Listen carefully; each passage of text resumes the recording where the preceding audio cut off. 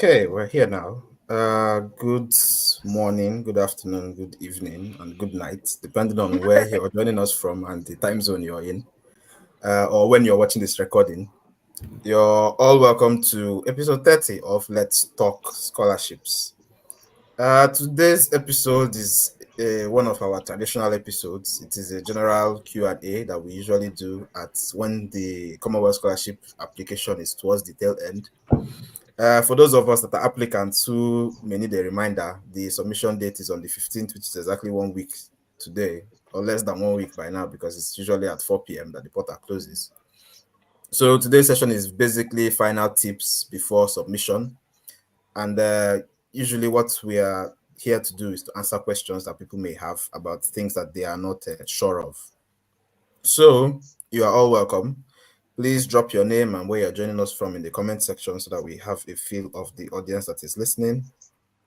And for those who don't know me, I'm Buchi. I was a Commonwealth Shared Scholar at the University of Leeds 2022-2023. I did my MSc in Transport Planning and Engineering. And I usually host these sessions, so I'll be leading the discussion for today. In the studio with me are three lovely women, so I'm blessed among women today. And so we have Anna, Bev, and Lilian. Lilian is in transit, so her video is not on right now, but she would put her video on when she gets to where she's going. So she's graciously joining this session, even though she's quite busy. So we thank her for that. So I would allow the ladies to introduce themselves. Usually when I have a mix of male and female speakers, we do ladies first, or we argue about ladies first, but they're all ladies now. So how do we do it? Alphabetical order. So Anna, you go first. Okay, good evening, everyone. I'm Anastacia Chidiebere Ezeh. I'm a 2024-2025 Commonwealth Scholar in the University of Liverpool, and I'm studying Sustainable Civil and Structural Engineering. Pleased to be here. Thank you. Thank you. People are the ones that are going to save this planet with sustainability. Well done. Well done. Good to have you in the studio. So she's a current master scholar. So for those, so some of us that have been in and out of the system, we have a cake knowledge. So we brought fresh knowledge to the platform today, just so everybody, so that everything's fresh. Bev, it's time for you. Oh, my I name think is you're still Beverlyn muted. Nunoo. I'm a 2022. Really, can you hear me now? Yes. Go ahead. Okay. My name is Beverlyn Nunoo. I'm a 2022 to 2023 Commonwealth Scholar. I'm right? Yeah, so 2022 to 2023 Commonwealth Scholar. I studied at the University of Leeds. I studied a Master's in International Communication. And I'm a climate change advocate. Yeah. So basically, that is it. Thank you. So you're also joining the fight to save the planet. That's very good. Yeah. Yeah. So it's good to know Commonwealth scholars, agents of change. Introduce myself. So Lilian, are you able to do your introduction now?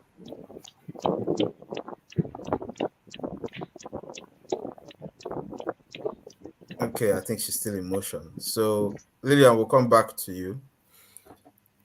So yes, good to have wonderful scholars in the house.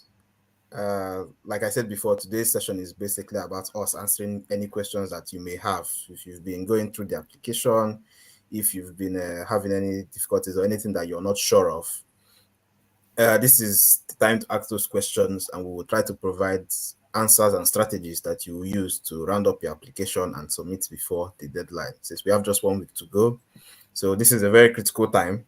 This is sometimes the time when people used to have their light bulb moments and realize, oh, this is what I should have done. Oh, this is what I should have changed. Oh, I should have put this.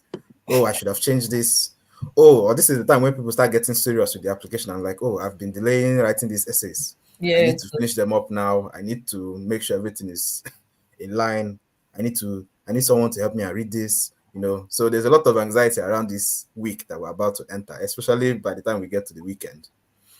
But I just want to say, keep calm. The scholarship window is usually tight. That's the way the application is usually designed. So don't feel like you have to rush everything towards the last minute. Just be calm, take your time. You can still have those reflective moments where you write today, sleep on it tomorrow and come back and read it, and then you come with a fresh perspective. Don't feel that you have to, do everything all at once, because sometimes when fatigue gets to you, your ability to reason and to see your mistakes begins to get lower and lower, and then you don't want to be disqualified because you submitted an essay that has grammatical errors in it or typographical errors. So be mindful of those things, even though they don't usually judge on that scale. But if, as is a competitive scholarship, if they are going to, if 5 people get the same mark, and they need to choose 3 out of the 5, they begin to look for ways to disqualify who they are going to disqualify, and those can be one of those things. So I just wanted to put that out there. Just remember to stay calm, take your time, reflect, and do what you're supposed to do. Before we continue, I just wanted to say this for anyone who's joining us on LinkedIn. Usually it's difficult for us to see comments that you post if you put your comments on the post that is advertising this session, rather than clicking on the video itself and commenting inside the video comment section. So if you comment in your video comment section, your comments will pop up on our back end, and we'll be able to see it and also answer your questions. I can see a few comments from LinkedIn, so I think they've already done that. Good. So okay, Lilian, are you with us? Yeah, I'm here now. Oh, okay. Would you like to introduce yourself? Okay, I'm Lilian Chidi-Onuorah, PhD student, 2021-2022 scholar. I'm studying medical mycology, antifungal resistance to be precise. Happy to be here. Happy to have Thank you. you. Thank you, Lilian.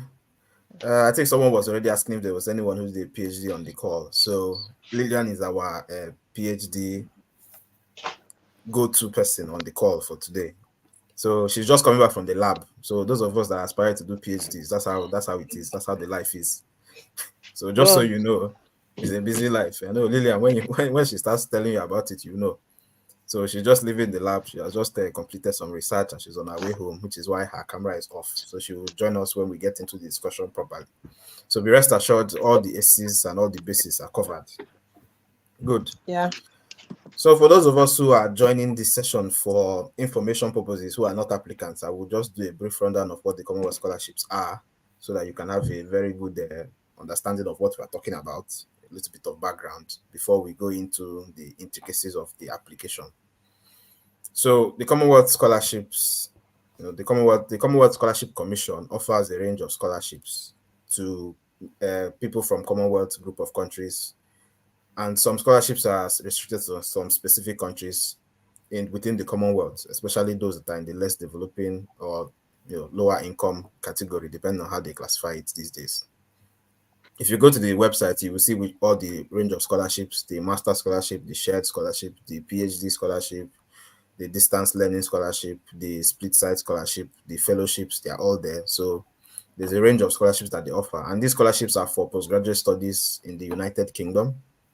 For the master scholarships, it's usually for a 1-year master's program that starts from September to September the next year. For the PhDs, it's a little longer than that, because obviously you can't do a PhD in 1 year. So the PhD is usually, I think it's 2 to 3 year duration, but Lilian can correct me if I'm wrong. And the scholarship body is a fully funded scholarship, so they take care of all your financial commitment to enable you to study, beginning from your visa application from your home country to your flight into the UK, your tuition fees, your living expenses, the other allowances that are attached to the scholarship as well. And they also take care of your return flight after you've completed your studies back home. The theme of the Commonwealth Scholarship is development impact. So the aim of the scholarship is to enable people from least developed countries to get the skills that they need to be agents of change and development in their societies. And the application process, if you've gone through it at this stage, you would know that the application process is aimed at getting the answers out of you on what kind of impact you want to create in your home country. So usually the scholarship has a range of essays in addition to other requirements that you have to write and put on and submit through the application portal. After you have successfully submitted your application, it will undergo a review process which will take a few months. So the waiting period is a long one. So for those of us who may not know, just know on time that the waiting period is a long one. If you submit your application next week, you will not hear from CSC till next year. So just bear that in mind. So they will get back to you sometime early next year if you've been nominated, and then, or if you've been placed on reserve, like me, who was placed on reserve. And then they'll tell you the next process to go, whether it's to upload your references and confirm your admission status, etc., etc. And then after that, if you are finally confirmed, you get your confirmation of award, and then you move from there into the actual uh, visa application process, and then all the way down to resuming your studies. As I'm giving this rundown, I know that Anna is recalling all she has gone through in the last few months to start her studies. So that's the way the process runs. For those of you applying for this particular master's and PhD scholarship, your journey after next week may not have ended, because you may have to submit some of your requirements or attend an interview or any screening process for your nominating agency, depending on which nominating agency you are going with. If you're from Nigeria, like myself, you would have to attend the Federal Scholarship Board under the Ministry of Education. You have to attend an interview with them, and they have their own requirements, and it is their own screening process. Because to get this scholarship, you have to be nominated by one of the nominating agencies, which can either be a department in the Ministry of Education or Directorate of Education in your home country. There's a list of other nominating agencies on the website, including non-governmental organizations. One of the very popular ones is FAWE, for the female applicants among us, and a host of others. I think some universities in some of our developing countries are also allowed to nominate some of their members of staff as well. So if you submit your application next week, please, as you're preparing or as you're going through your checklist, make sure that you are getting all the requirements for your nominating agency ready. I think that would bring me into my first point, which is, please make sure that you understand the requirements of the nominating agency that you are choosing on the portal. Because in the form, they will ask you to choose a nominating agency. So please make sure that you understand the requirements of the nominating agency that you have chosen. If they require you to get some certain things, in addition to what Commonwealth or the CSC may not ask for, please, you need to be prepared to get those things in place and to understand how their screening process works. Some nominating agencies will not have any form of screening process after you've submitted your application to CSC. CSC will just forward your details over to them, and then they will decide whether or not they want to nominate you. While some of them have other more stringent requirements which are above and beyond what CSC is asking for. So I think this is the time when you begin to look at the nominating agency that you're submitting your application with. You can submit application to multiple nominating agencies. It does not disqualify or reduce your chances of getting the scholarship. If multiple agencies nominate you, the CSC will give one nomination and carry your name forward. They will not disqualify you because two people nominated you. If two people nominated you, it means that you're a very strong candidate. So it actually tells them that this is the right person to give their scholarship to. So just in case you're having a problem of which nominating agency to go with, you can, if you are qualified for one or two, you can submit applications for those one or two, but it will require you to submit multiple applications through the portal, because you can only fill one nominating agency on one application, but you can submit multiple applications. Good. So I've said a lot of things, and I've run through a lot of background on the Commonwealth scholarships.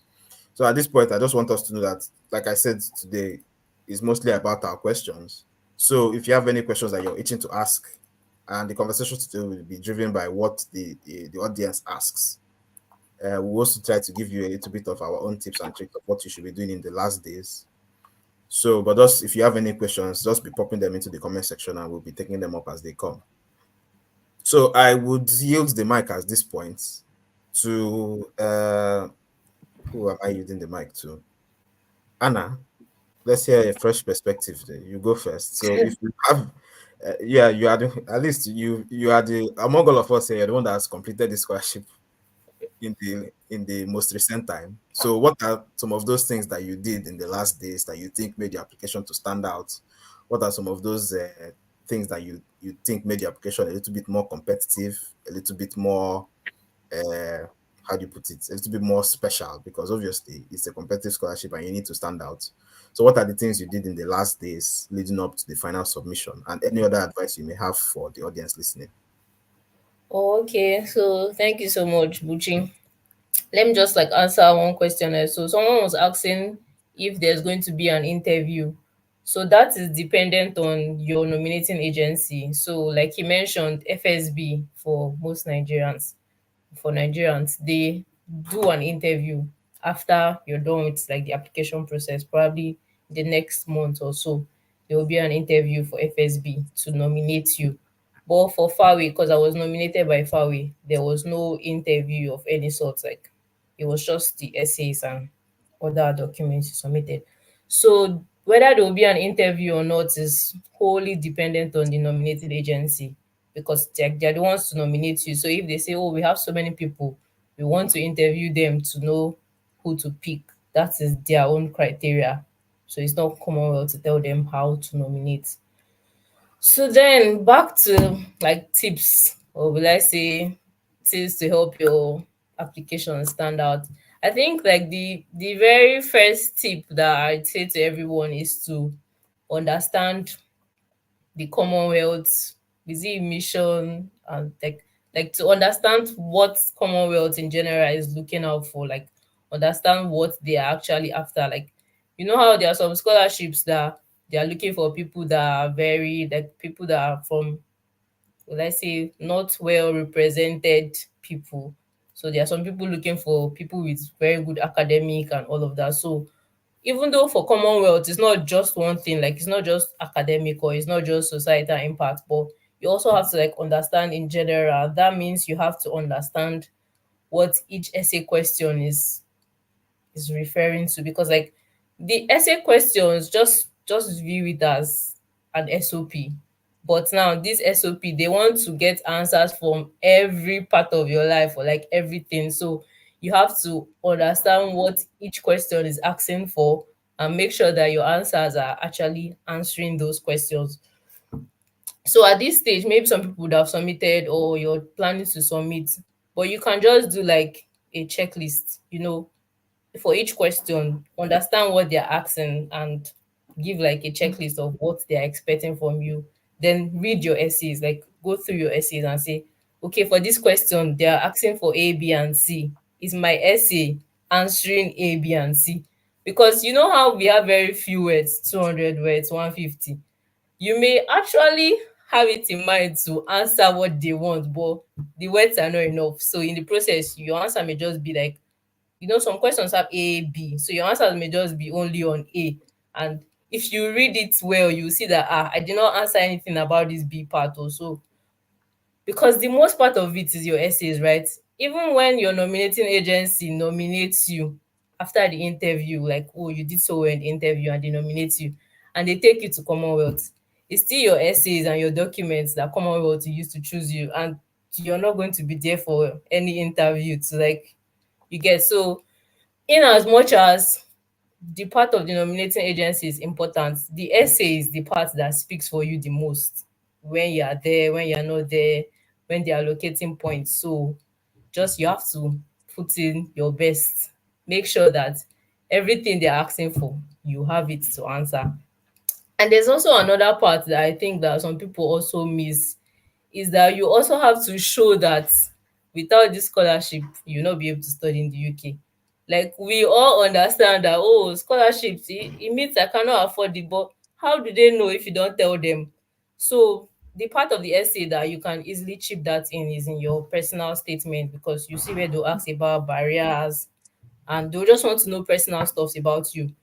Please, whether even if it's just two sentences or one small paragraph, just be able to state how you're you're from, like you have barriers, of which financial is also part of it, and that without this scholarship you cannot afford to study in the UK. Okay, so I think that's like a summary of some tips that should count. And then lastly, like Buchi mentioned, you can submit more than one application through different nominating agencies. So I assume that every female should be submitting with like FSB and Fairway, because like Fairway is for just females. It's like increasing your chances, because the scholarship is very competitive.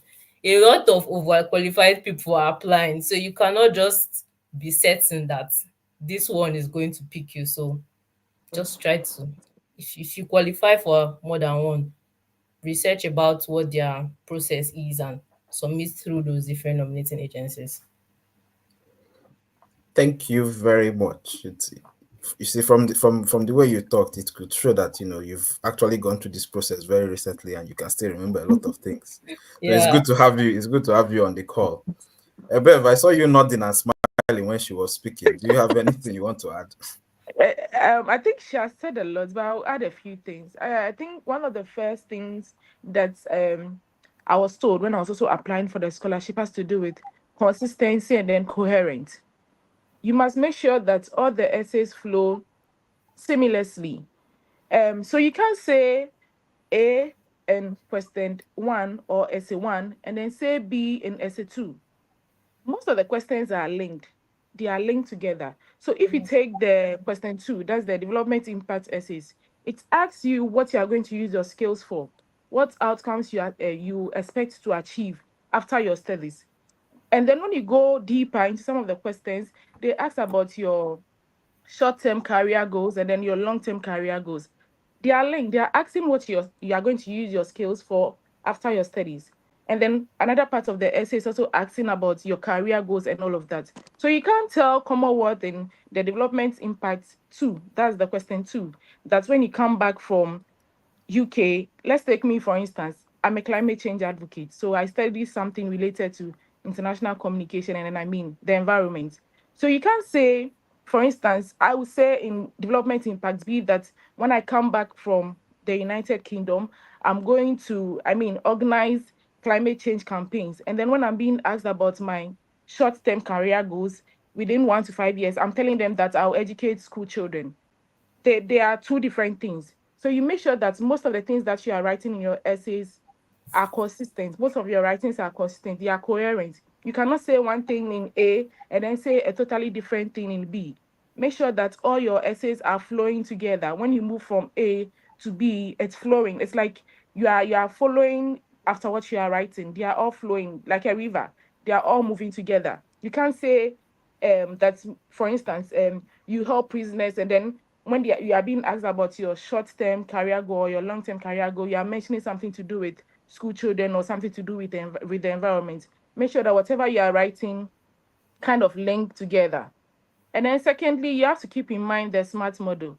Whatever you are saying, make sure you are being specific, it's measurable, it's attainable, it's realistic, and then time bound. So you keep the SMART model in your head.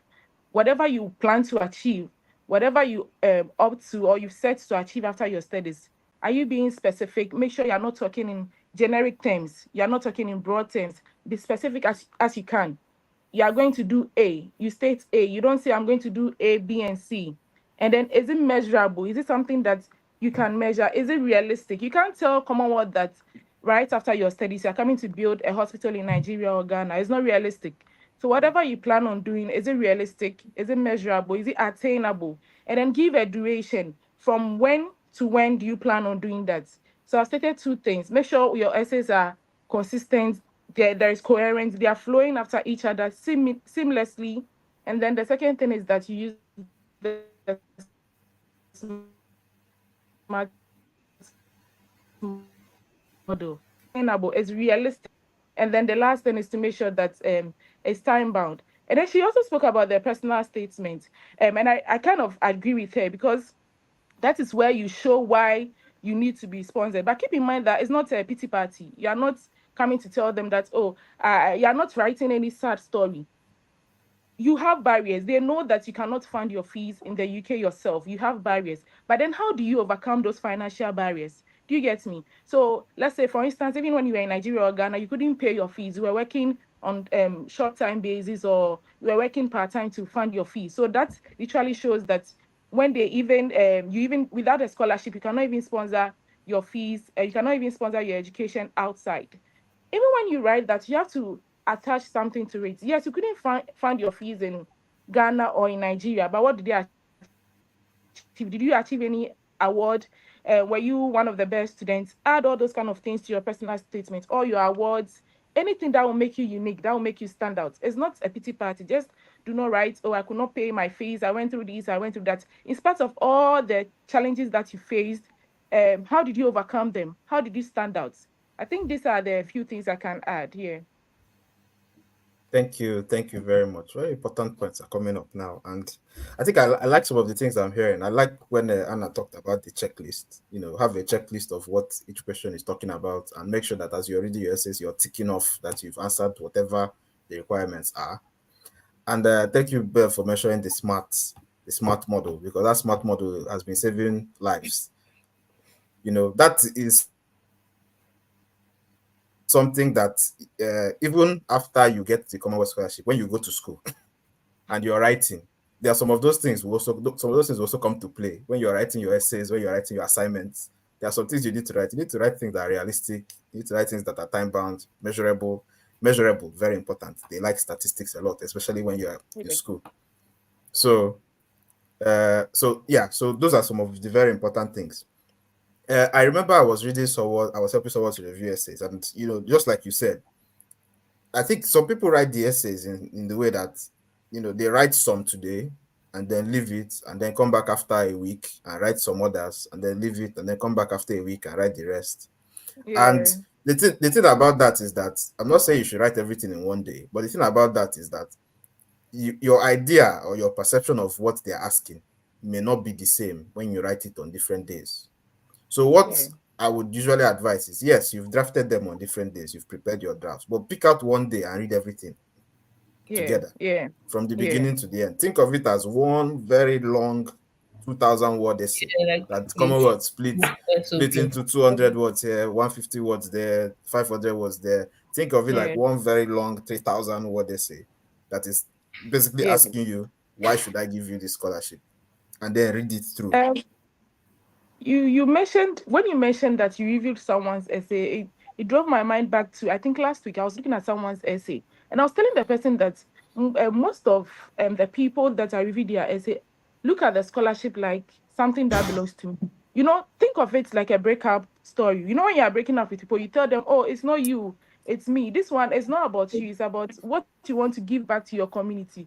So make sure that it's development based, it's impactful. It shouldn't be about you. The scholarship is not about you.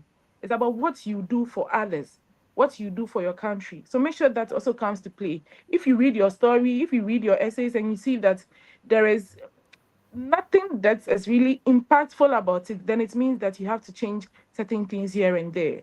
Yeah. Thank you. I think I like that breakup line. I think I'm going to start using it. Yeah, and also to add something, like I think Commonwealth, they are very high on Yeah. measurable goals. That's why you Yeah. see like specific places, they won't ask you specifically like this thing that you're saying you want to do, how can we measure it? So like they Yeah. are they are very high on, oh, no much church or church show workings. So anything that you're saying that you want to do or that you've done, but majorly on what you want to do, don't forget to like tell them how, okay, this You want thing, it's not just what, it's also how. So instead how? of you Yeah. to just come and say, oh, I want to make Nigeria very this, or I want to move my country from this level to this level, it's not enough to say what you want to do. You also have to say how. So that's why there are questions that are asking you, okay, what exact skill do you, or what exact knowledge are you going to benefit from this study that's going to help your country, right? So, and as you're even saying those things, you're saying who is going to benefit from this, like who in your community or who in the country is going to benefit when exactly. So as you're putting your plans, you're putting who is going to benefit, you're putting the timeline, you're also putting number. If you're saying that you want to plan campaigns or you want to plan webinars, how many are you looking at monthly or yearly? Like all those specific things is just going to show them that you're serious. Because if you come and start being vague, like, oh, by so time I would have improved Nigeria's health sector, how? So like it's not enough to say all those big plans. You have to give them specific, and that is also another reason why, if you're choosing your your area of study or the particular area that you want to write on, try to be as like as clear as possible, as precise, because there are some courses now like civil engineering. Civil engineering is very broad, like it has plenty areas. There's transportation, there's structural, there are Mm. plenty areas. The best thing, in my own opinion, would be choose one particular area Okay. that you feel like, okay, this is my interest, and also that your essays can just align well. Because the broader you are, the more difficult it is for you to speak about here, speak about here, speak like she said, it will not be coherent. It's look like, because like today you're talking about transport and tomorrow you're talking about structures. So it's looking like you're not really clear on what you want to do. So even if your course title itself is broad or is big, because even one of the Yeah. questions asks you, do you have any dissertation topic? That's to show you how very, like, they are very specific, they're very precise. There's no room for vague talks. Like there's no room for I'm going to do this and that, but you're not saying anything in particular. So from your essays, try to pick a field that is as streamlined as possible and just focus more on that. As long as that field you can relate it to one of the Commonwealth themes, it will just help your answers to flow better because Yeah. it's on track. Can I add to the okay, Yeah, sorry. yeah, Lilian, go ahead. Go ahead. Could it be my network? I thought she was done talking. Can you hear me? No, no, no, go ahead. Go ahead. Yeah. Okay. So just to add to being coherent in your writing, there is one important thing I always suggest. You know, most of the times when you want to write, you may discover that you have some gaps in your writing. Maybe you did something like 5 years ago, which you never did again, and then you started doing the thing after like 5 years, but then you want to write about it. So another important thing to consider in making your application is keeping a track record of something you've been doing, so your Mm. write-up doesn't look disjointed.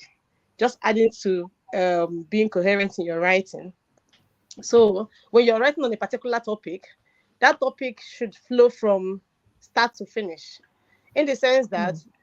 whatever point you have made, maybe you began something when you were in the university, it should fall in line till maybe when you finished your undergraduate and maybe did some little work. So I'm just trying to add to being coherent in your writing, such that you have kept a track record of this particular thing you've been doing, trying to show that that is why you have you have the zeal to actually continue in this line, and that if you do more in this sector, you can be able to achieve your developmental strategy, or whatever you want to, whatever it is you've been writing or you want to develop. Because we all know that Commonwealth scholarship gets towards development. What impact do you want to make, and how do you want to develop, or how do you want to join in developing your nation afterwards? So all I'm saying here is having a good track record from the start to Yeah. finish, such that you don't you're not writing one thing that you did 5 years ago, and then after like after the 5 years now you're writing a different thing, totally different from what you've been talking about. It needs to flow in that manner. Thank you. Mm. Thank you, Lilian. Thank you, Lilian. See, PhD scholar's perspective, always very direct and concise. So I want to start taking questions because I'm seeing questions popping up in the comments. So we're going to start answering those questions because I know we've started to discuss about some of the things that people have asked, but I think let's start answering the questions directly. So let's see, what's our first question? So the first question is, how's the best statement of purpose should be? Okay. I would say it's very. I think we've talked about personal statements. We've mentioned a little things about personal statement, but let me just say this very simple thing. Uh, Statement of purpose is not part of. Well, it's called personal statement in the Commonwealth application. So let me say personal statement because there's a slight difference between statement of purpose and personal statement, but I won't get into that now. Personal statement, as the name implies, is a personal state. Is about you.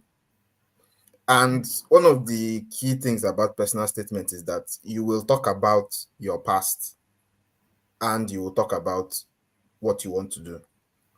So don't jump into your personal statements and start talking about I want to study so and so in the UK and do this and do this and do this and do that.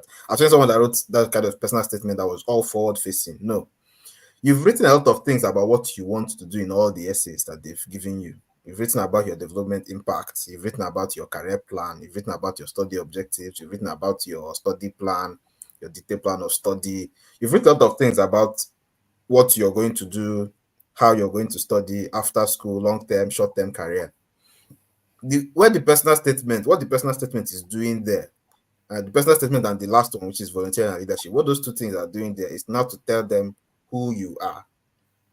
Because if you look at the whole application, apart from the fact that none of the questions has your name in it, because your name is not supposed to be there, so that they can be marked anonymously. But nothing that you've written talks about you. Just like Bev said, I like that relationship analogy. It's not about you, it's about them. You've been talking about them. So the personal statement is at the end to allow you to now talk about me, talk about yourself. How do you develop interest in the problem that you want to solve? Development essay 1 is about problem, issue. What issue? What is the development issue? What is the issue you're trying to solve? You've stated the issue, you've quantified it, you've told them how you're going to solve it, you've told them how they'll measure your impact, you've said all those things. But okay, that's good and fine. You have a very nice plan. And I have a nice plan. Anna has a nice plan. Beverlyn has a nice plan. Lilian has a nice plan. All of us have nice plans. But why should I choose you to execute your nice plan over the next person that wants to execute their nice plan? That is where the personal statement comes in. So in the personal statement, you're talking about yourself. Highlight the good things. Highlight what makes you capable. Highlight the achievements. Highlight the obstacles. Highlight how you overcame them, like Bev mentioned. You talk about the constraints and the obstacles. You talk about what you've overcome. It's just like, say you want to solve climate change, for example, and you don't have a very large platform, but you have a small platform where you are, and you should have been doing something in that space. You should have, if you studied in your undergraduate, or you did a project, or you've attended a seminar, or you've done a rally, or you've done something. This is where you talk about those things that you've done. The next essay is volunteer and leadership, so you can list out all the volunteering and leadership you've done in various roles. When the personal statement is more about, okay, I have a passion for this problem because if there's a personal connection, if, for example, you're doing research studies on cancer because you have an aunt that you lost to cancer, or you have a parent or a sibling that you lost to cancer, that can be your motivation why you feel that cancer should be eradicated and you want to be a part of that solution. It mustn't be very personal or very close to home. It could be a childhood friend. It could be one of your favorite teachers from school, or it could just be that you got a job in a particular office and then the head of the office that you are very close to died of cancer or whatever. But the point is, you have a stake in that issue that you want to solve, and there must be a reason why you have a stake, because that's what is motivating you. It's not Commonwealth money or the master's degree or the PhD degree that's motivating you. There has to be something that's motivating you so that you'll be able to go through the studies, come to the UK, get the knowledge, be very be very vibrant to get as much knowledge as you want and take it back home to solve that problem. Personal statement is where you're going to say, this is why I'm the best person to solve this problem, because when I had this challenge, I overcame it. When this problem came into my life in this particular way, or I got to know about this problem in this particular way, and I've been trying to see how I can solve the problem. I found out that I did my undergraduate, it was not good enough. I went into the industry, I was working here, or I went into this place, I was trying to solve this problem. I found out I don't have enough knowledge. Then I started looking for how to get better knowledge. I found out the UK is the best place to study, but I don't have the finances to do it. That is basically the kind of picture that you need to paint around your personal statement to tell them that yes, and not just after that, but also why. You've talked about the plan, student, all those things, but why is it this course? You've talked about it before, your first choice, second choice, and all those things, but you need to, in that personal statement, you have to personalize that whole concept of why you are the best candidate for this thing. Because 5 different people Yeah. may be applying to Commonwealth to study that same course in that same university that you're applying to. And out of those 5 people, maybe they have to choose one. Why are you the one person that is best placed to solve this problem by studying this course at this university? So I think I'll just stop on that in case anybody else wants to add anything to that So before I we move want to on. add something. So Go ahead. yeah, in addition to what you said, Buchi. So um when you say personal statement, some of us get blinded with the name that word personal, and then you want to pour out your heart. You get what I mean? Then you forget to put the main point in your personal statement. I'll give an example. I'll just set an example. Remember your personal statement, you are actually going to still be gearing towards those your team you chose. For example, if your team is strengthening health system and capacity, you can't just bring in a personal statement that will be entirely different from what you've been talking about. I don't know if I'm making sense. So your personal statement will still be geared towards your initial, in Commonwealth you have teams, sub teams where you choose from your actual team that you want to achieve your SDGs. So now, what am I trying to say? Just like an example. My example is, for example, when I wrote my personal statement, because I'm looking at health and the education sector, I went straight to the health and education sector and then found the gap I want to fill was the gap I mentioned in my personal statement, not necessarily affecting a family member or a relative, but then affecting my community, affecting people that's affecting the public and the private sector of my community. Now, when I targeted the health and education sector, I didn't just begin to say we don't have this, we don't have that. Yes, I just noted it for a few, maybe few statements or few words, but then I tried to now showcase what I have done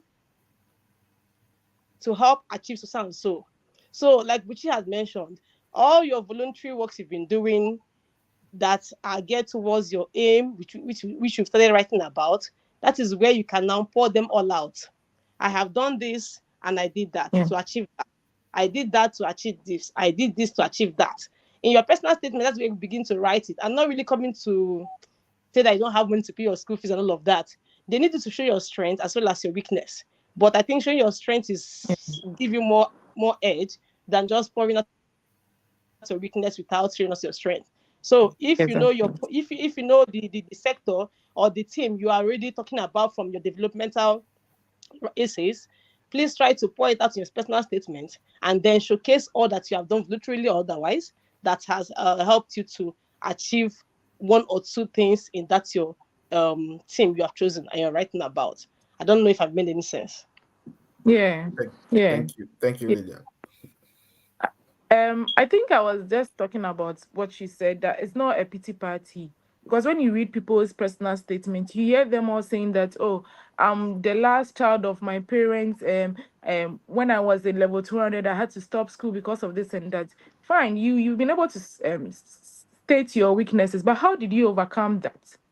What did you also do to help people who were in a similar situation? So for me, for instance, as I said earlier, I'm into climate change. Okay, so how did it all happen? I stayed in an environment where flash floods was rampant. So you have to state something that is personal to whatever you want to study.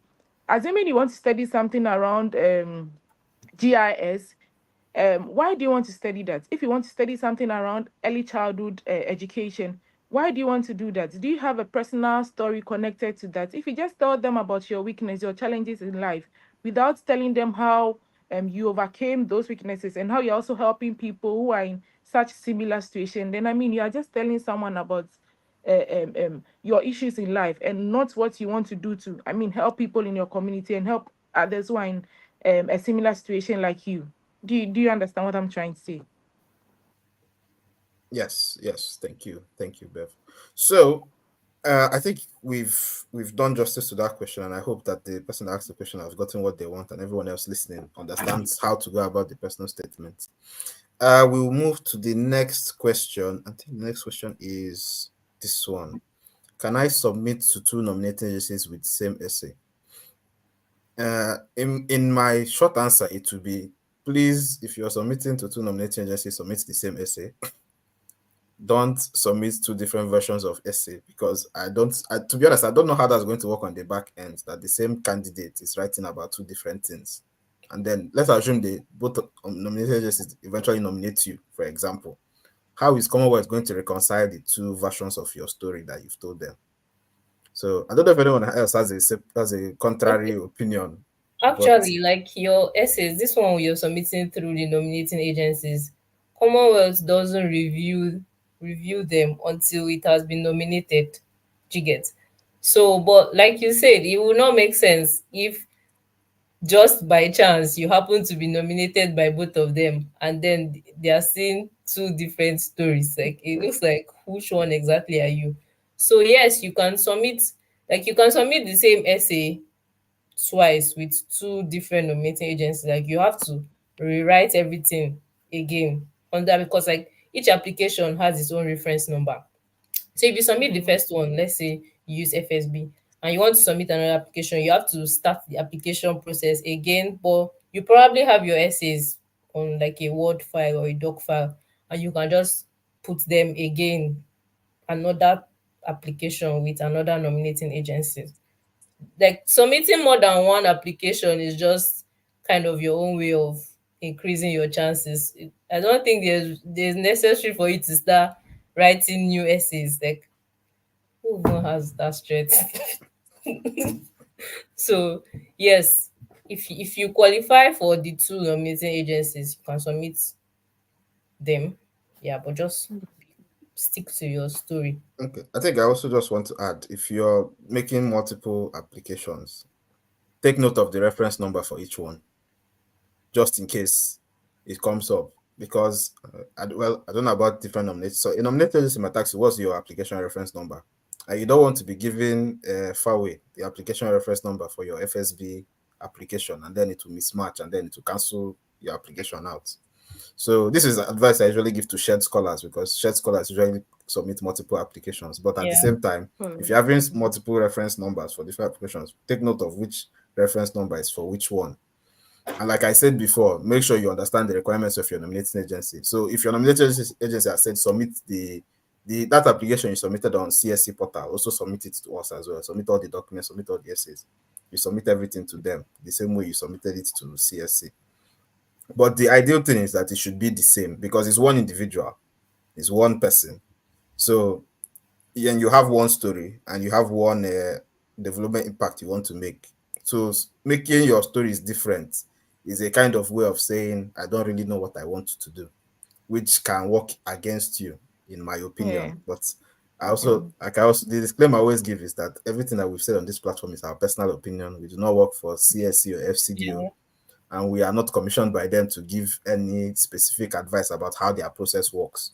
We are just telling you about our own experience with their process. Good. So moving on to the next question, which is another question from the same person. Please, who knows How how Farway nominates applicants? So Farway so nominees in the room. Uh, I'm a Fawe nominee. I don't know if Anna, are you a Fawe yeah, nominee too? yes, I was nominated by Fawi. Okay. Bev, you too? No, I'm a shared scholar. Oh, okay. Yeah. Yeah, I'm a Fawe nominee. So I don't know if their situation has changed. I don't know if anything has changed, but as of 2021, 2022, I'm talking out of my own experience. So Anna, we want to also share yours later. So what I did was put them on my application as my nominating agency, and then began a communication with them via email. So as soon as I submitted to Commonwealth, I wrote them that I've submitted to Commonwealth, and then I have them as my nominating agency. So whatever I submitted to Commonwealth, they asked me to submit to them. So I forwarded everything I gave to Commonwealth. They needed my application form after I submitted. So whatever I submitted to Commonwealth, my other documents, including my application form, I send to FAWE. So, but I know that FAWE collates everything and then they do their selection at their headquarters, I think in Kenya, if I'm correct. So this is what me I know as at 2021.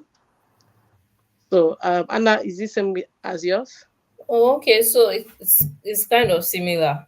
Or will I say it's the same? But now I think the issue that so most people are having is that FAWE, there's no adequate information of what the process is like on most of their websites. And there's also one of the email addresses they have that's that's like I think is not very functional, or it doesn't send a reply most times. So if you send an inquiry to that email, you may not get a reply. But if you get like the email address of one of the executives, you can also Use that. inform them. Yes. But now, if you don't get a reply early, because when I did mine, I didn't get a reply. I was lucky somehow that on the day of the deadline, somebody sent a PDF file to a group on what the exact process was supposed to be like. So you can just follow that process. So the process is that after you've submitted your application and you choose FAWE as your nominating agency, then you download your application after submitting, right? And forward it to the FAWE email alongside your means of identification, which should be your international passports, your academic transcripts, and your recommendation letters, just like she said, all those things that you submitted during your Commonwealth. But I think it's not all of it. They had like specific things on the list, like the international passports, transcripts, recommendation letters, and your scholarship application process.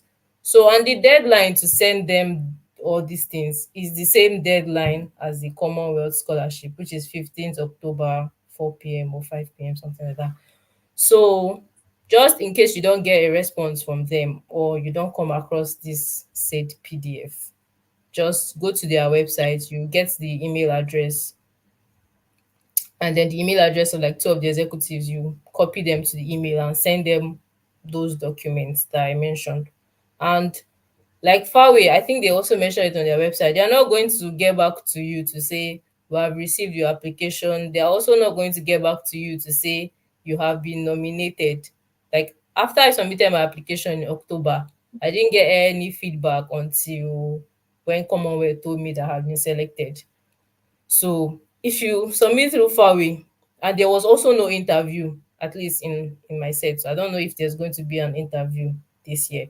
But if you submit through them and you follow the due process of sending all those documents to them alongside your application, then you may not expect any feedback anytime soon until Commonwealth eventually picks you.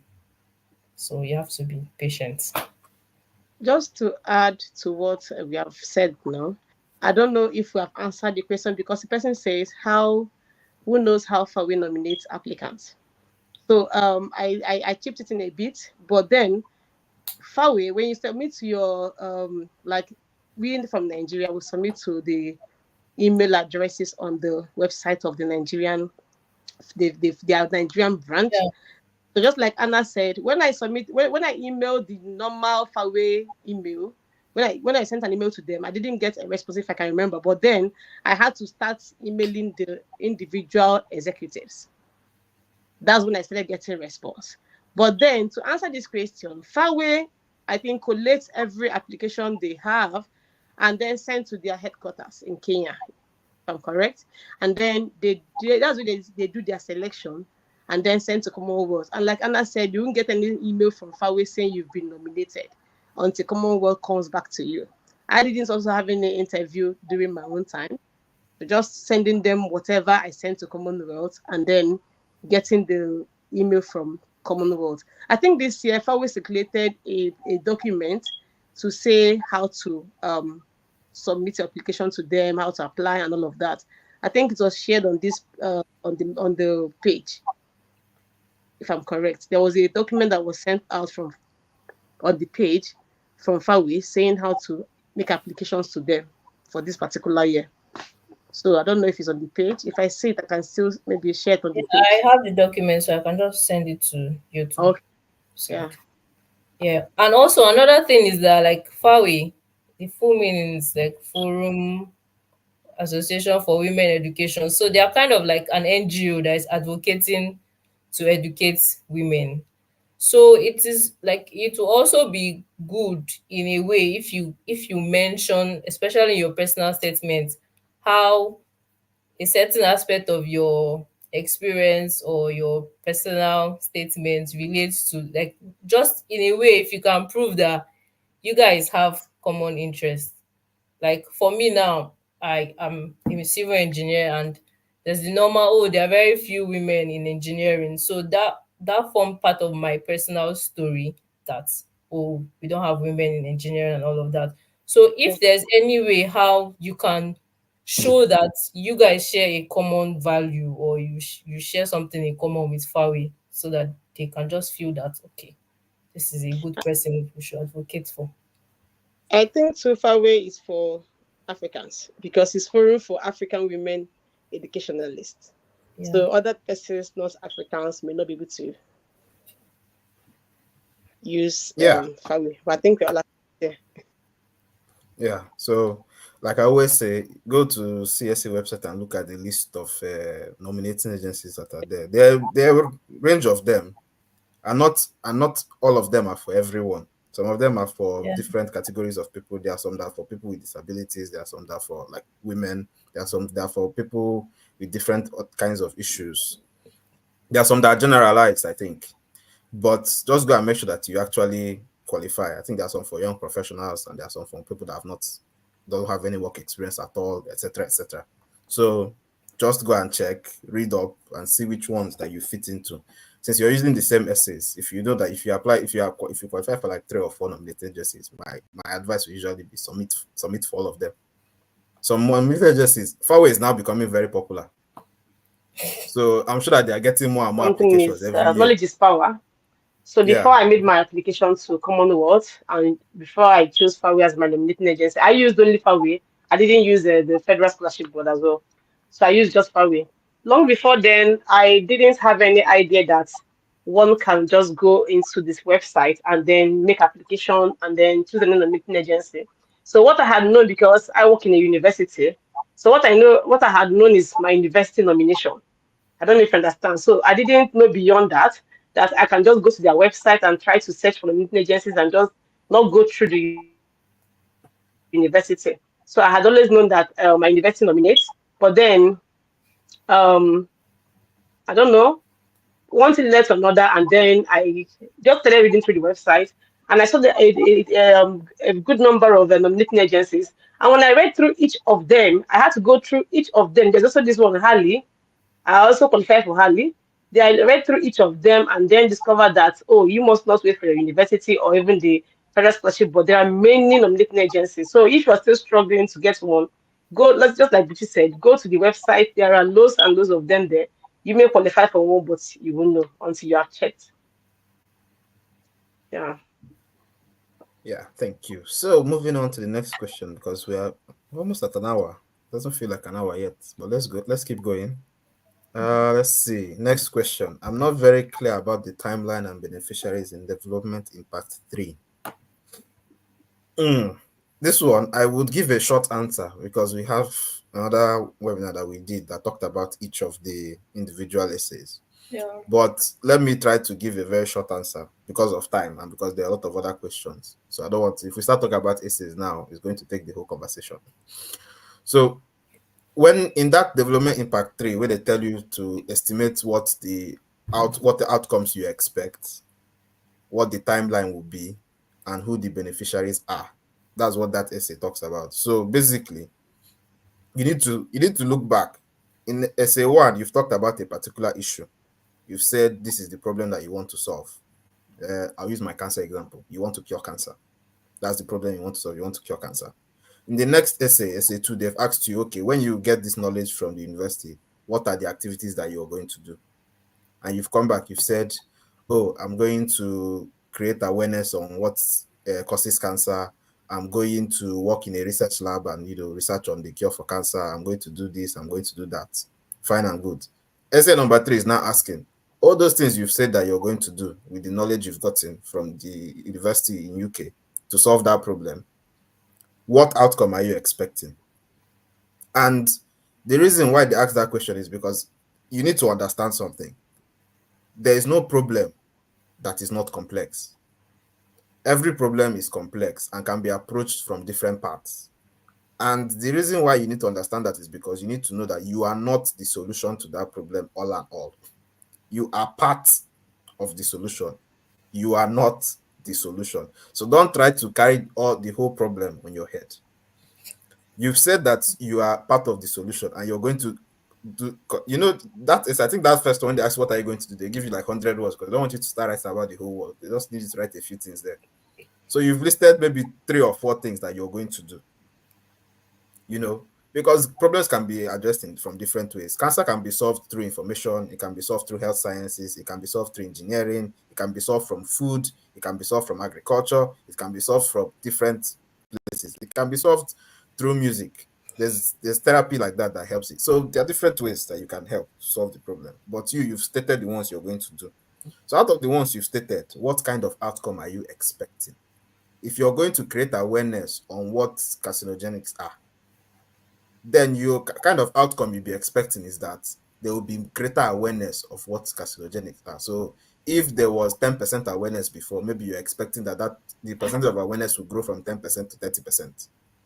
And how long will it take you to move from 10% to 30%? You say you're going to do this awareness campaign over the span of 2 years. You're going to hold a monthly awareness campaign over the span of 2 years. That is your timeline. Who are the beneficiaries going to be? The beneficiaries can be direct and indirect. Direct beneficiaries can be, if you're creating awareness for carcinogenics, direct beneficiaries can be the people that have actually been taking those products that did not know. Those are direct beneficiaries.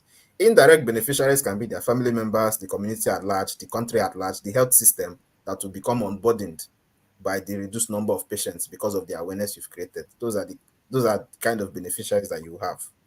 So just briefly, you've stated activities you're going to do. So basically, that question is asking you, what are the outcomes of those activities? How long are those activities going to take? That is the timeline. And who are the beneficiaries that are going to benefit from those activities? The beneficiaries don't have to be global. Your beneficiaries can be local because you started at the local stage, or you can have your beneficiaries in different stages: local, national, regional, global. Depends on how many words you have to write. And just because we are on this topic, in the next essay, Development Impact 4, that now asks how these things can be measured. Because now you've seen the thing is all flowing together. You've talked about the problem, you've talked about what you're going to do to solve the problem, you've talked about the outcome you're expecting and how long it's going to take and who the beneficiaries will be. And they're telling you this outcome that you're expecting and these beneficiaries that you've said are going to benefit. How can you measure that you've gotten this outcome? This 10%, you want to move from 10% to 30%. How can you measure that 30%? And how can you know that these people that you said are going to benefit from it? So that is what you're measuring in the next one. So if you've said you're going to do monthly webinars, for example, it can be measured by how many webinars you actually did or how many attendees you had from the webinars. And awareness can be measured through taking surveys in the community or in the local level, or there can be some national statistics that measure those things. Or you can look at how the SDGs or WHO measure some of those statistics and use those same metrics to measure in your own local level or anything like that. So I'll just stop there so I don't talk too much. But go back and watch the previous webinar. We talked about some of these things in very much detail. Does Yeah, anybody want to add anything that's before what I we? was saying too. That if you have any question about any part of the essay, just watch the webinar where each question was handled, like so that you just understand each question better. If you watch that Yeah. webinar, I'm sure that this will not be an issue. Thank you. Endorsement. Next question. Coding mood. Good evening, everyone. I am Nigerian studying in India in my final year. I'm probably graduating around July. I have been planning to apply. What is your suggestion, please? Hmm. Uh, my suggestion would be to apply in the next application cycle Yeah. because if you're graduating in July, I don't think you have the necessary documents at this time. You won't have transcripts, you won't have your full result and your grade, and they need all those things. So if you're graduating Oh, by July, Next October is an opportunity for you to apply, but you can start working on your application from now because Yeah. it the earlier you start, the better. So the questions don't usually change too much or don't change at all. So if you start drafting your essays from now, by next October, you'll be ready to, when the portal is open, you be one of those people that goes in and submits 1 week before the deadline. Yeah, and also Yeah. this is also a good time for you to start intentionally working on your volunteer experience and your leadership experience, because those parts also matter. So in the next 1 year, you can just be intentional about volunteering to actually have positive societal impact, and to also to keep a good relationship with your recommenders, so that it's not when it's time for application you just randomly remember one lecturer and you want him to submit recommendation letter for you sharp. So 1 year, that's like you have time to work on your volunteer leadership experience, keep good relationship with your referees, and if Yeah. possible you can also like take part in some online courses where you get certificates and all of that that can help boost your profile. Okay. Moving to our next question. Mary Jane is asking a lot of questions. She really came prepared for today's session. Should I submit my complete application form to forward? Okay, I think we've covered this one. We've Yes, covered this one. and submit it before the deadline too, because like after the deadline they will not be able to accept it. I think that's a new condition though. Maybe it's because, like I said, maybe because they're getting large No, amount of. it's not new. Like I don't know for like past years, but for last year it was the Yeah, same that's like deadline. I think that's what I mean. I think Okay. because I think about 3 or 4 years ago, I don't think you need. I think you would submit to Fawe after you've committed the Commonwealth application. I'm not entirely sure because I'm not a woman, so I don't know about Fawe so much. But I think I heard that, and but I don't know. Someone mentioned something once to me that you need. I don't know whether it's Fawe, but I think there was an nominating agency that they'll tell you to register as a member before they can. I don't know if it's. I don't think it's Fawe. Maybe It's No, it's. not it's not far far away. away. It's not far away. I'm not a far member even to date. Oh, okay, it's not far away. So I think there are some like that. So just please, if you're using any nominated agency, try and find out what their own uh, whole Process. process is, so that you understand, so that you follow everything. Because this is where information becomes very vital. If they have criteria and they have the opportunity to nominate 20 people, and only 15 people follow the criteria, all those 15 people, despite how good or bad their application may be, will probably be the ones that they will nominate. So if you didn't follow the criteria of the nominating agency and your application was the best, they may not send your name forward. So the more information you have, the more chances you have of making it. And if you go to one of those nominations that are not very popular, there's also high chance that Yeah. there's less competition there. So go to CSC websites and read through. Be like Lilian, go and read through everything and discover something new. Thank you. Next question. Would you need to upload your reference letters when you apply or after the initial application? Who wants to answer So this one? from okay. No, no, go ahead. Go ahead. You started. Okay, so like from the Commonwealth criteria, right? You're supposed to have three referees: academic, professional, and personal. First time. Mm. Yeah, and you need a minimum of two for you to submit your application. So if you don't, like when you are applying at the ending part, that's when you see to upload documents. You upload your degree certificate, your recommendation letters. You're supposed to merge it together into one file. So if you don't have a minimum of two recommendation during application, they are not even going to consider your application at all. So a minimum of two, but even if you have only two and they eventually select you, you can still submit the third one then. So yes, you submit your, and you can upload them yourself, like get the recommendation letter from your referees, but let it either be on a letterhead, like academic, maybe school letterhead, professional, work letterhead, or you have to show it, like you have to show an evidence that this person sent you a mail. Because like my personal recommendation letter, it was like a mail form, like not on letterhead. So It just has to prove that this letter was coming from this certain person. Do you get? So once you can upload them yourself inside your application, but make sure it's a minimum of two so that they consider you. And also, speaking of recommendation letters, try as much as possible for your referees to write very like well articulated recommendation letters, because those things also have points. Like, it's don't just go to someone that will say, I know this person, he's my student, he's very good and all of that. Like, the recommendation letter is also like an essay. Do you get? So if possible, if your referee permits, you can give them a draft to work on, because some of them are very busy and they're just like, oh, I don't have time to do this. So you can give them a draft, because they have to, at least to an extent, mention things that are specific to you. Like, oh, I know this person, I've worked on this project, or I was the supervisor. So it doesn't look like a random person to see. Because if you observe, Commonwealth wants like recommendation from different areas of your life. That's why there's even something like the personal referee. So somebody that knows you outside school and outside work, they just know you on a personal level. So your personal referee should focus more on your volunteer experience, your leadership experience. You get? Because this person is talking from a personal level, not your Yeah. family member, obviously, but let them. You've spoken a lot about what you want to study, your good grades, and all of that. So let your personal referee be somebody that can be like backup. Oh, this thing you're saying, you're volunteered.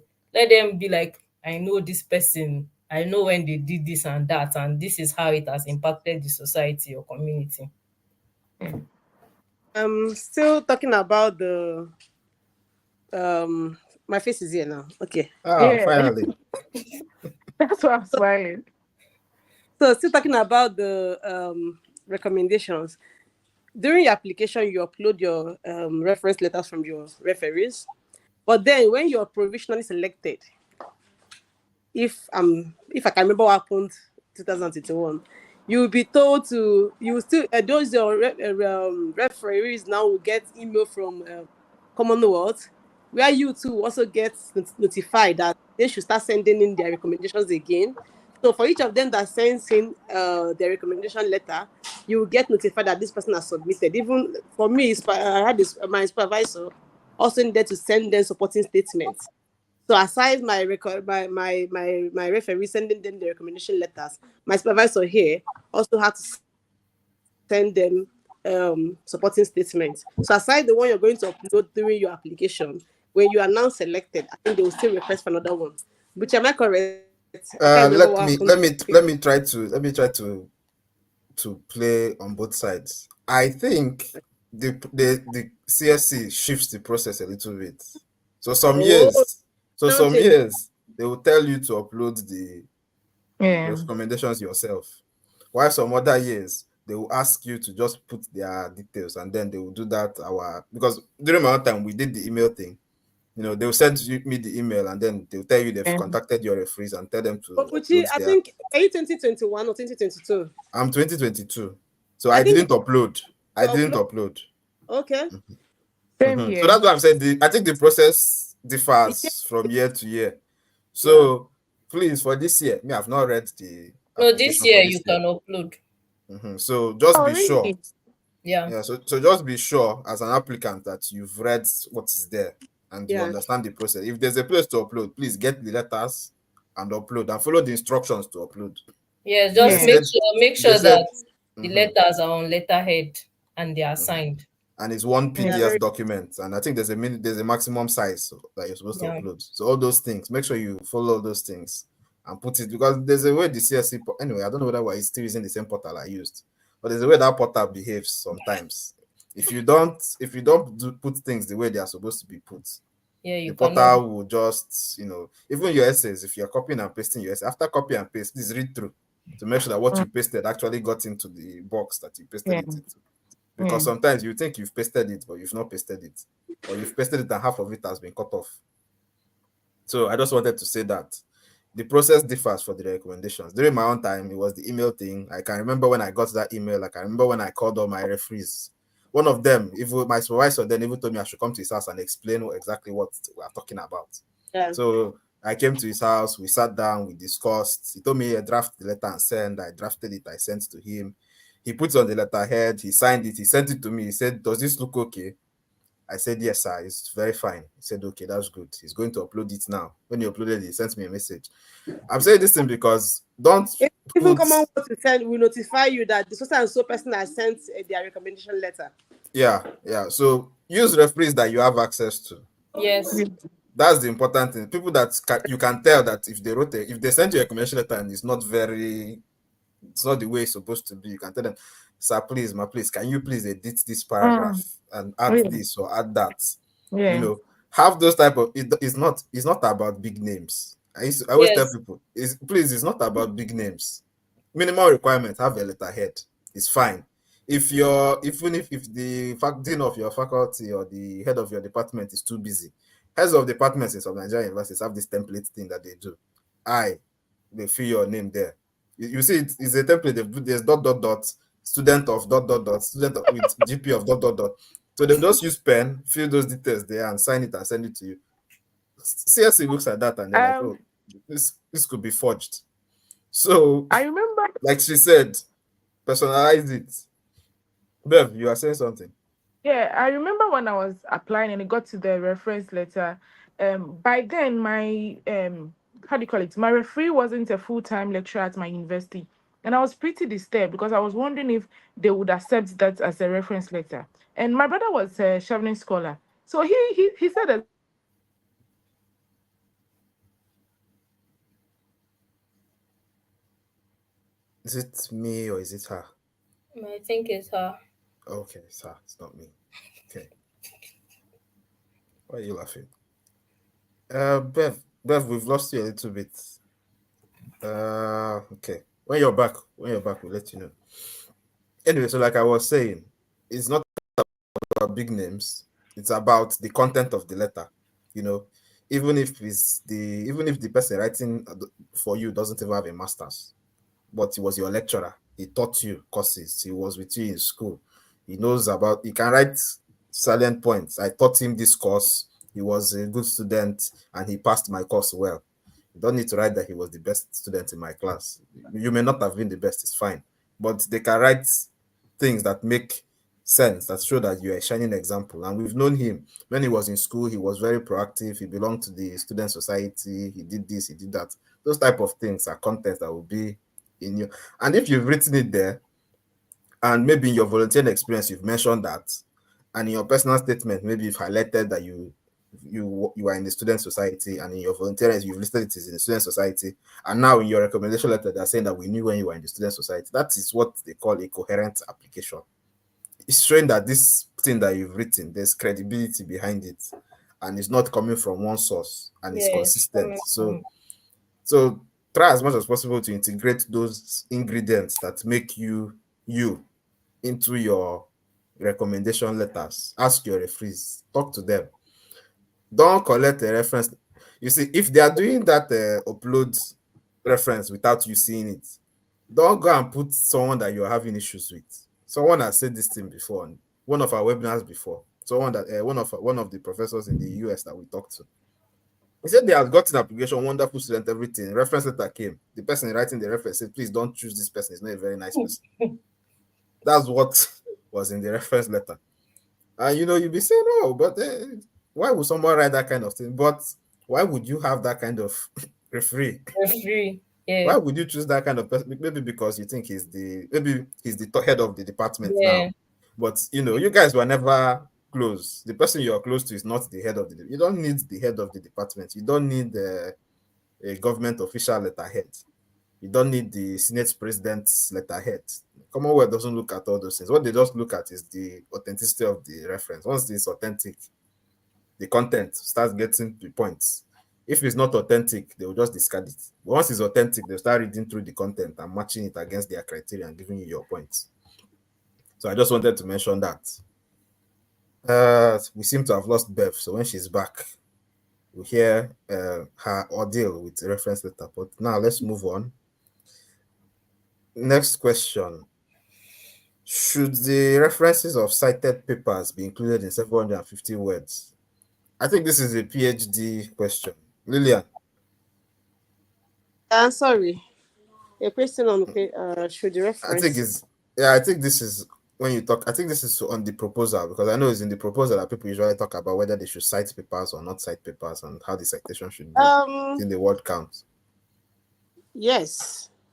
I'm just trying to pull up something now to answer your question. So when you're writing, citing references is a good thing for you to do.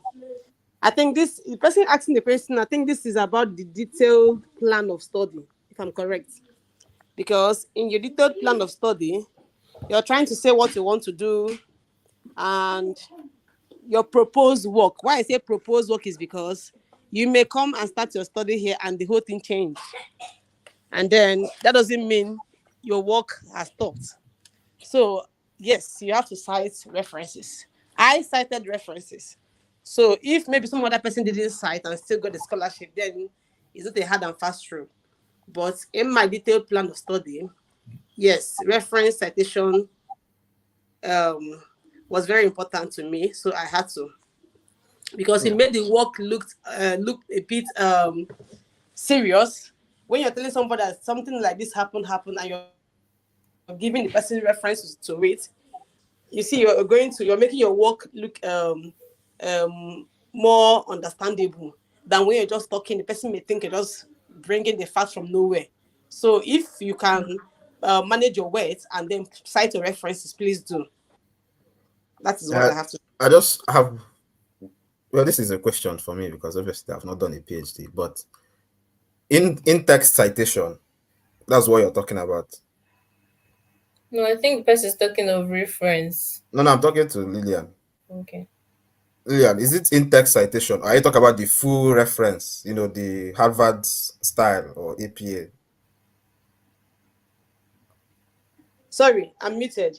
I'm not talking about the list of references, please. I'm talking about the citation you make while writing. For Oh, okay. example, this is so and so, Pucci et al. 2012. Okay, Do you get my thank you. point? Yeah, Yeah. yeah, yeah. Because I just wanted because I think one of our someone has asked that question about how you can put the list of reference, and what type of referencing style are we using. And I know that the usual answer is that in 750 words, they're not expecting a reference list from you. In text citation is fine. I know somebody has once given the advice that if you have some extra words, you can put title of papers at the bottom. You If put you the have index, extra words, the citation as well.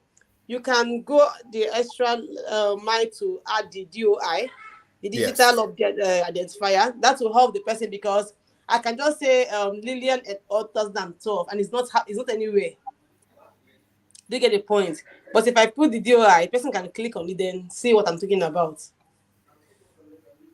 Yeah, but So also I think for the person to also make use of their words now, because you know how we always have limited words. Maybe you can use like a hyperlink. Like when you put a text and when you click on that text, it takes you to a link. Maybe then you can to The utilize. thing, if the thing the about application hyperlink will is, accept it. I'm yeah, not the Mm. sure. form may not take it. Yeah, CSC application portal may not take your hyperlink. So Oh, well, what I did was just to get the DOI of each of my references. If I say, for example, Lilian 2021, I'll put in bracket the DOI there. Yeah, So and it the DOI will just count as one word. um I'm that is assuming left not. for It's Commonwealth to not answer. characters they are counting. Is word count. So if you put the Yeah. DOI, the whole number should count as one word Yeah, normally. okay. But the I yeah. thing is, guess. in writing Commonwealth, it says you have to be very careful. You have to learn how to actually minimize the use of words, so you can put all you need to put in, yet not exhausting your number of words. Okay, good tips there. Yeah, and also for most people will complain that the words are not enough. But in case you're in a situation where you don't have enough words, try to do at least 80%. So if they're asking for 500 words, you should be somewhere around 400. So it doesn't look like you don't have like adequate things to say. Yeah, so very important advice. Please don't go write 200 words for a 500 word essay. It's not going to fly. Please. 80% or above should be ideal. Next question. Interesting questions coming. How does one get nominated by Fairway? Okay, we've covered that one. Can I use the same essays for Fairway and FSB? We've covered that one. When submitting through different nominating agencies, can you use the exact same answers? We've covered that one. The answer is yes. Good. Questions are moving. In the detailed plan section, we were asked to talk about the reason for choosing our choices and universities. Should we talk about only our first choice because it's just 300 words? And this is where the controversial answers will come in. Some people have said that they only wrote about their first choice. And then at the tail end, in 2 sentences, my second choice is this, my second choice is that. And they got the scholarship. Someone like me, I divided my words. So in detailed plan of study, it was 300 words. I knew that I have to talk about why I want to study in the UK and talk about 3 different universities. So what I did was 100, 200, 200. This was my own formula. It's not a standard for anybody. I know people on this call did different things. I did 100, 200, 200. 100 words about why I want to study in the UK. 200 words about my first choice. 200 words about the other two.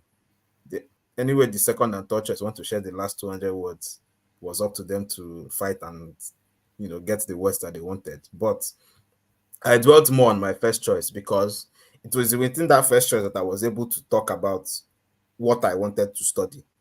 Because the reason why you have the second and third choice is just in case anything happens with your first choice. But actually, Commonwealth is interested in sending you to your first choice school.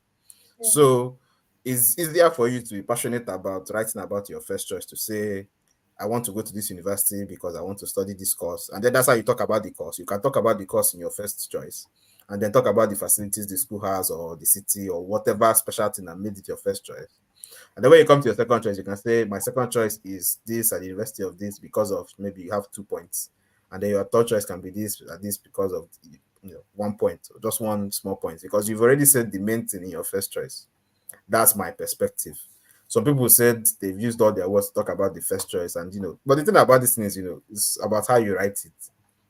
If you write a very compelling argument within your first choice, and maybe you already have the admission, and you put it in your essay that you already have admission to go to this school, there may be no need for second and third choice again. They're not going to disqualify you because you didn't mention that. I don't think so anyway.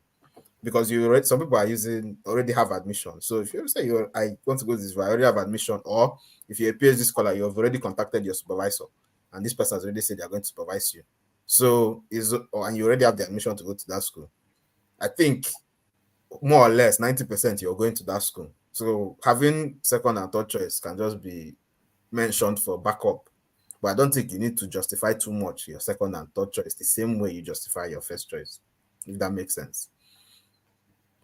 Yeah, I agree. Just give most of your weight and energy to your first choice because that's like the main guy. Like, focus on that one.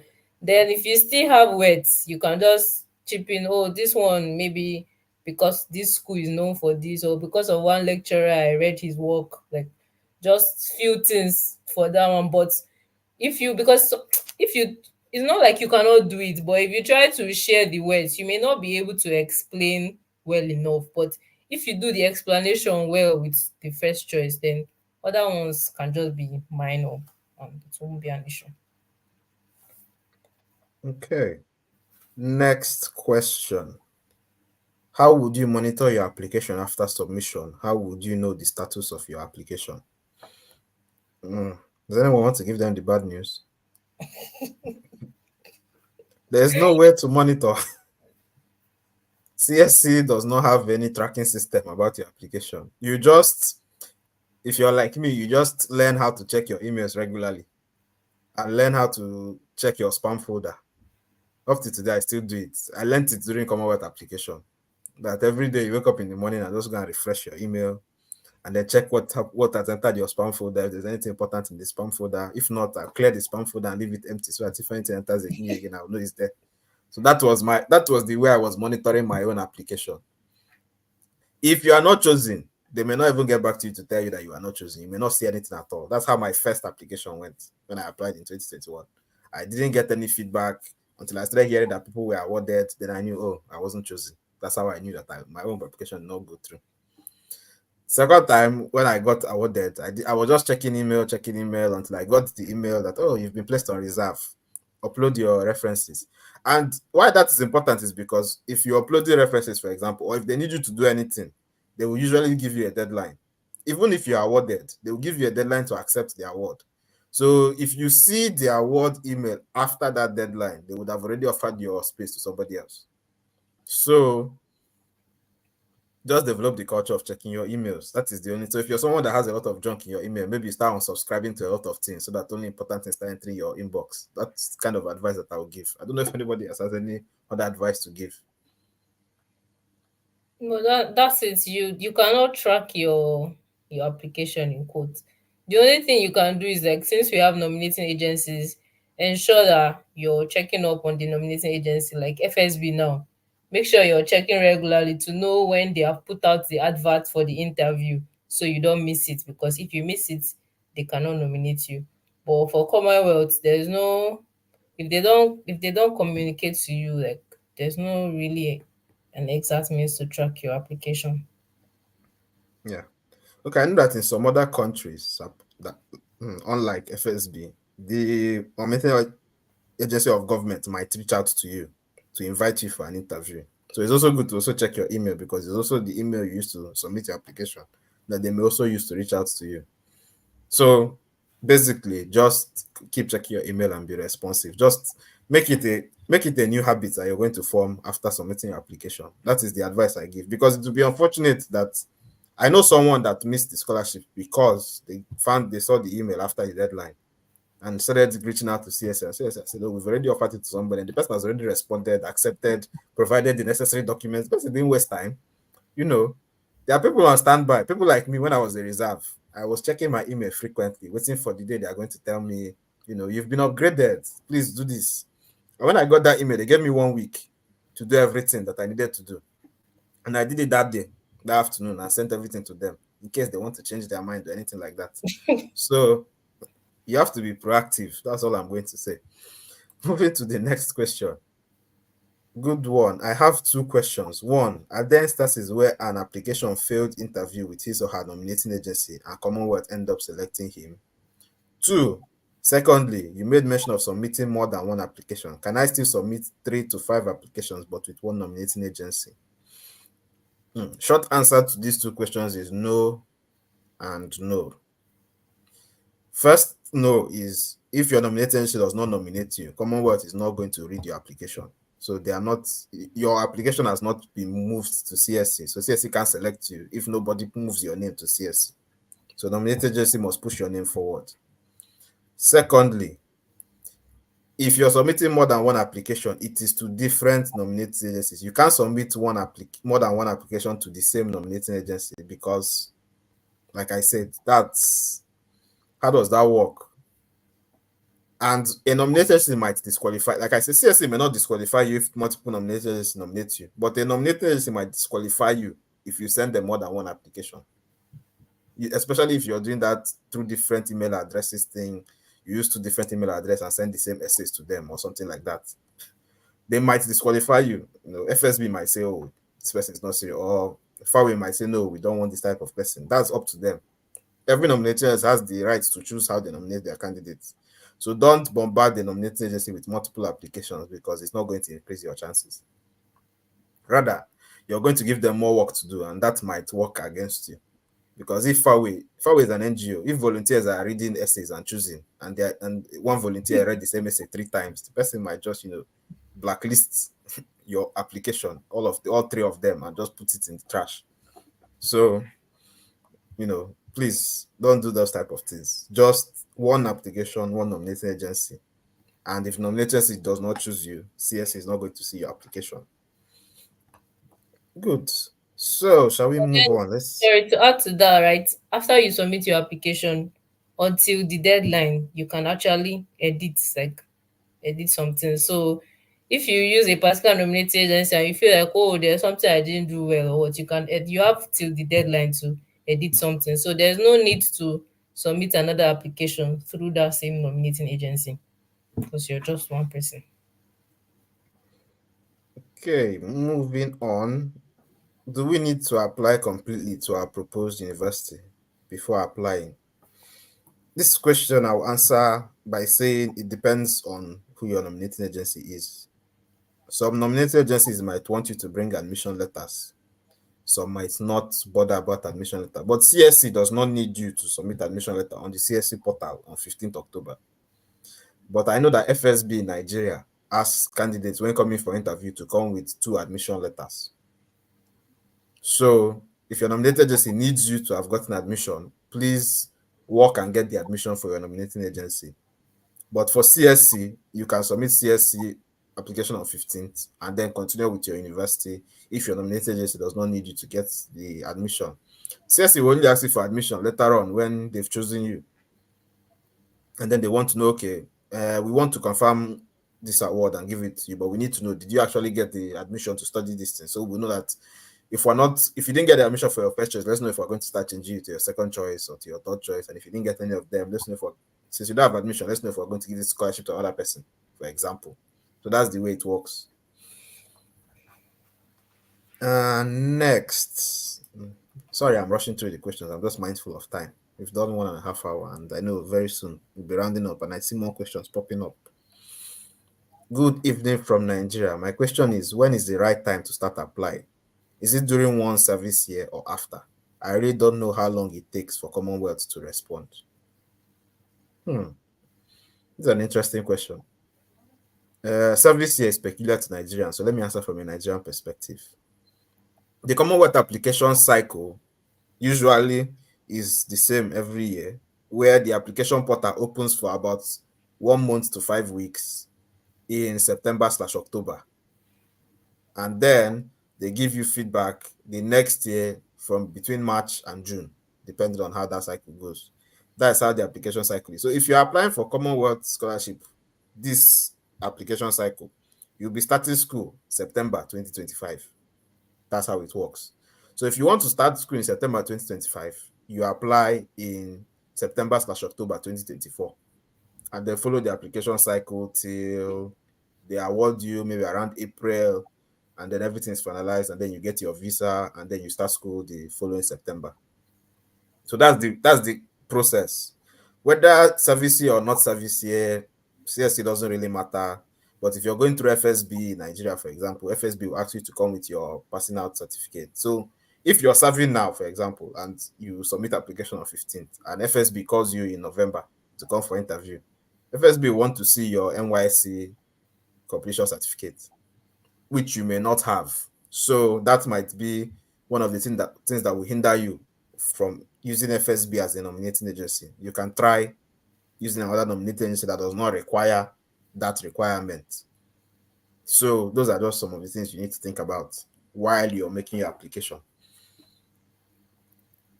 Anybody else want to say something about that? I just the general thing is that most times applications open like the year before. So if you're going to resume, like those are resumed this September, most of the applications were like from September last year to probably February, March. Not just for Commonwealth, for most schools and most scholarships. Do you get? So if you want to resume by next year, you should start your application now for anything you're applying for. But if you feel like, oh, you're not ready, or you don't know the process or anything, you can use the 1 year or as much time as you have to gather information or understand the process better. And if you eventually start next year, you know that you're resuming school the year after. So just know that most applications, if you're applying like 2023 September, if you're applying now, September, October, November 2024, you're expecting to resume school the next year, September. So Thank you. Next question. Must one have university offer letter before submitting, especially the question of contact with university you applied for? Oh, Ejiro, welcome. I think you came at the right time. What happened? Sorry, I just came in. No, welcome. Thank you. We're about to answer a PhD question. That's why I said you came at the right Ned is time. here now, but she. Okay, what's So, question? yeah, I'm here. so Lilian is here. So I will just allow you guys to answer the question. So this person is asking whether you must have an offer letter before submitting your application, especially the question of contact with university you applied for. So Okay. If I'm to save mine or say what I know, Yes. actually, I would, for a PhD perspective, from a PhD perspective, if you don't have an offer for a PhD, to be honest with you, how will you apply? Because you need a supervisor. This is for my university. I don't know if it's peculiar to other universities. Because the first things first, the first step is to have a supervisor whom you have established contact with, and then you're sure of admission, then you apply for your scholarship. I got my admission a year before I got my scholarship. I got my admission in 2020, and I got my scholarship in 2021. So for a PhD, I will advise, please find a supervisor so that you're sure of your admission. I didn't even have to go through having a first choice, second choice university. No, I just had one university because I've found a supervisor, and I'm going to that university. So for a PhD, please get your supervisor. It's something you do ahead of time. You don't wait till scholarship open to begin to scout for supervisor. Something you do already. You know that within you want to do a PhD. So you don't just wait for scholarship to open to start looking for admission to do a PhD. You start ahead of time, like 1 year ahead, 2 years ahead. Find your supervisor and then start looking for your scholarship. No supervisor will drag you if you don't have grants, except the supervisor has grant to be used in the lab. The person can say, come and do your PhD. But if you get admission, there is no grant, and the person doesn't have grant. The person waits for you whenever you get your scholarship, then you come and start. I don't know if you understand. Ejiri, I don't know if I've made any sense. Is it peculiar Yeah. with So, university? yeah. Yeah. So you're sharing your experience. Actually, I have a different experience, and also I know other scholars have a different experience. So thank you for Yeah. sharing that. So I would like to bring a balance. So the thing is, I think the person referring to Commonwealth, right? The submission, not the nominating agency. So the best of my knowledge, long as I can remember, you can submit without admission letter, except it's now state you must submit. I've not seen this here form, but notwithstanding for the PhD, if you've gotten a supervisor that agreed to help you, to supervise you, and the letter is not ready. So I've seen someone that wrote that the letter is still under processing, but you've gotten a supervisor, and the admission will be guaranteed once they've finished processing. So that was how the person applied with that writing. That makes sense. So that's possible. So it depends on you. Like my I think my admission letter was not ready for submission. So I submitted, but before the interviews with my nominating body, it became ready. So it depends. One my other colleague during the interview, because we did the same interview, his own was not ready. So his school gave me a letter saying we have a supervisor, but the letter is still in process. So that means he also submitted his PhD application without admission, if that makes sense. I don't know if that makes sense. Yeah, so it all depends. Yeah, but Yeah, look Ejiri, at actually, it depends because are you saying something? please no, please proceed, it's fine. Okay. Actually, regarding the offer letter, when I got admission, my admission was for September 2020. But because I was seeking for scholarship for September 2021 with Commonwealth, I didn't want to take chances. What I did was to let my university know, and then I deferred my admission and I got a new offer letter. So before our deadline, I think our deadline was 14th of January 2021. I made sure I had a new offer letter before I submitted my application. But where the person is saying the question of contact with university, you could, if you have found a supervisor and you've established contact with your supervisor, you could just say that you have had communications and contact with your supervisor. Maybe you say you have communicated, you have had meetings or all of that, even if you don't have your offer letter. But that's not my case. In my own case, I had my offer letter. So, but then if you don't have your own, once you found a supervisor and you're sure that the person is already going accepted to supervise you and you're going to that university, just state that you have made a decisive contact with your supervisor and you perhaps discuss one or two things. And if you ask me, but that's Yeah, not my case, so I may not be the perfect person to give you an answer. yeah, just to add, please, if any of you have seen the form, what did the form say? Because that's what's important. Did the form say you must have an admission letter? Is that what the form states? For those of you who have seen it. I think the question in the form is asking you what contact have you had with the university or something. I think it's something along those lines. So not There's a about question. admission, not admission, No, just it's not. contact. Yeah, I think it's about contact. It is contact. Yeah, you must have contact with supervisor at least. Even though it's just one email, you write that. Even though you only reply you once, it doesn't matter how far. At least you've started the process, so you write it. For everybody, differs. Some people they finish their process before. Some people they are still in contact. They are still discussing. For me, I was still discussing with my supervisor. We've not finished everything, but we're still discussing. But I wrote that he has sent his feedback. I'm still working on it. So just as long as you've established contact, just write it. It doesn't matter what it is, but write it.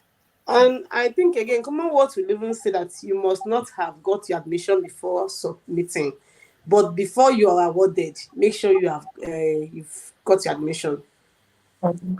So getting admission, I don't think is a problem at this point if you've not laid hand on one. But for a PhD, make sure you're sure of your supervisor whom have accepted it, because if you finish submitting and then you begin to scout for supervisor, at the end of the day you don't get.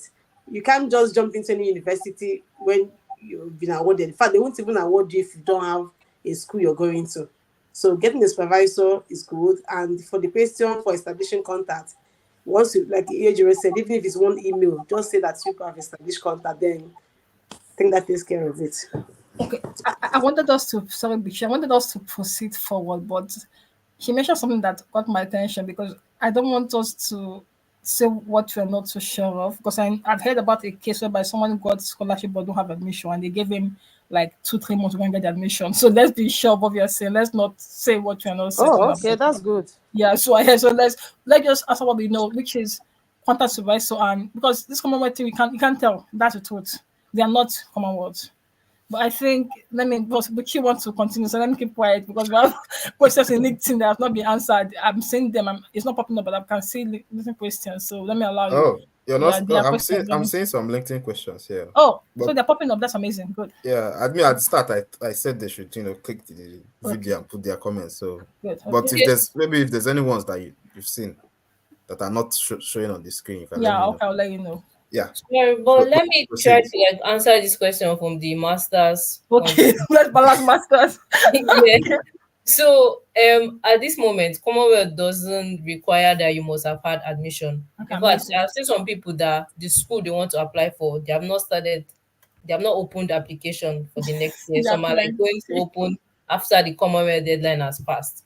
So for the question of contact with the university, if you don't have admission yet, because Commonwealth doesn't require you have admission, but FSB, if you're using FSB, then if you don't have admission, you cannot use FSB.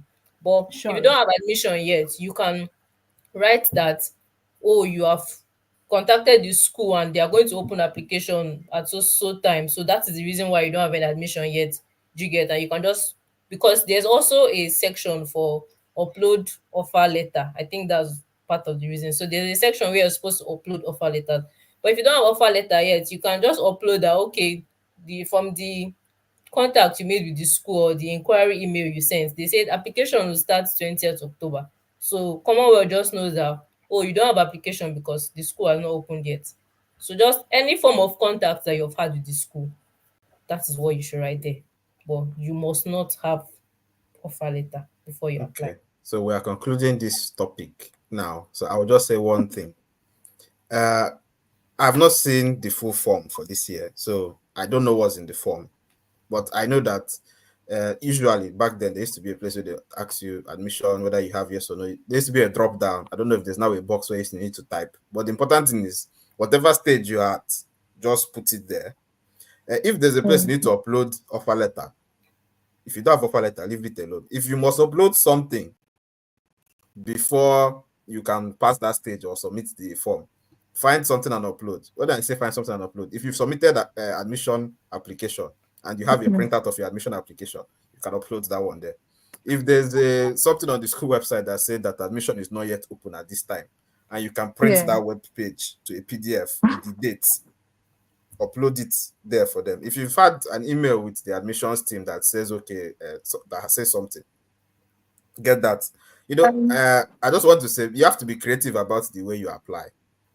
because that is the important thing here. This is a scholarship for people that are going to make change. So sometimes the Yeah. rules are rigid and they don't apply to you, but you have to find a way around some of those things, because like I said, this, you just have to have something. If you must put something there, if it's something that you can skip and go on, skip it and go on. Commonwealth does not want you to have does not say you must have admission at this time. Okay. Buchi, let Yes. me add to what you said. I remember when I was applying for the master's program, there was one of these schools, I've forgotten the name of the school. The course that they listed as part of the Commonwealth scholarship application form, that particular course was under reconstruction, but it was listed as part of the courses. So what I did was to email the school and ask them, so with this case that is, you are not certain if the course, even if I get the scholarship, I'll be able to pursue the course. What do I do?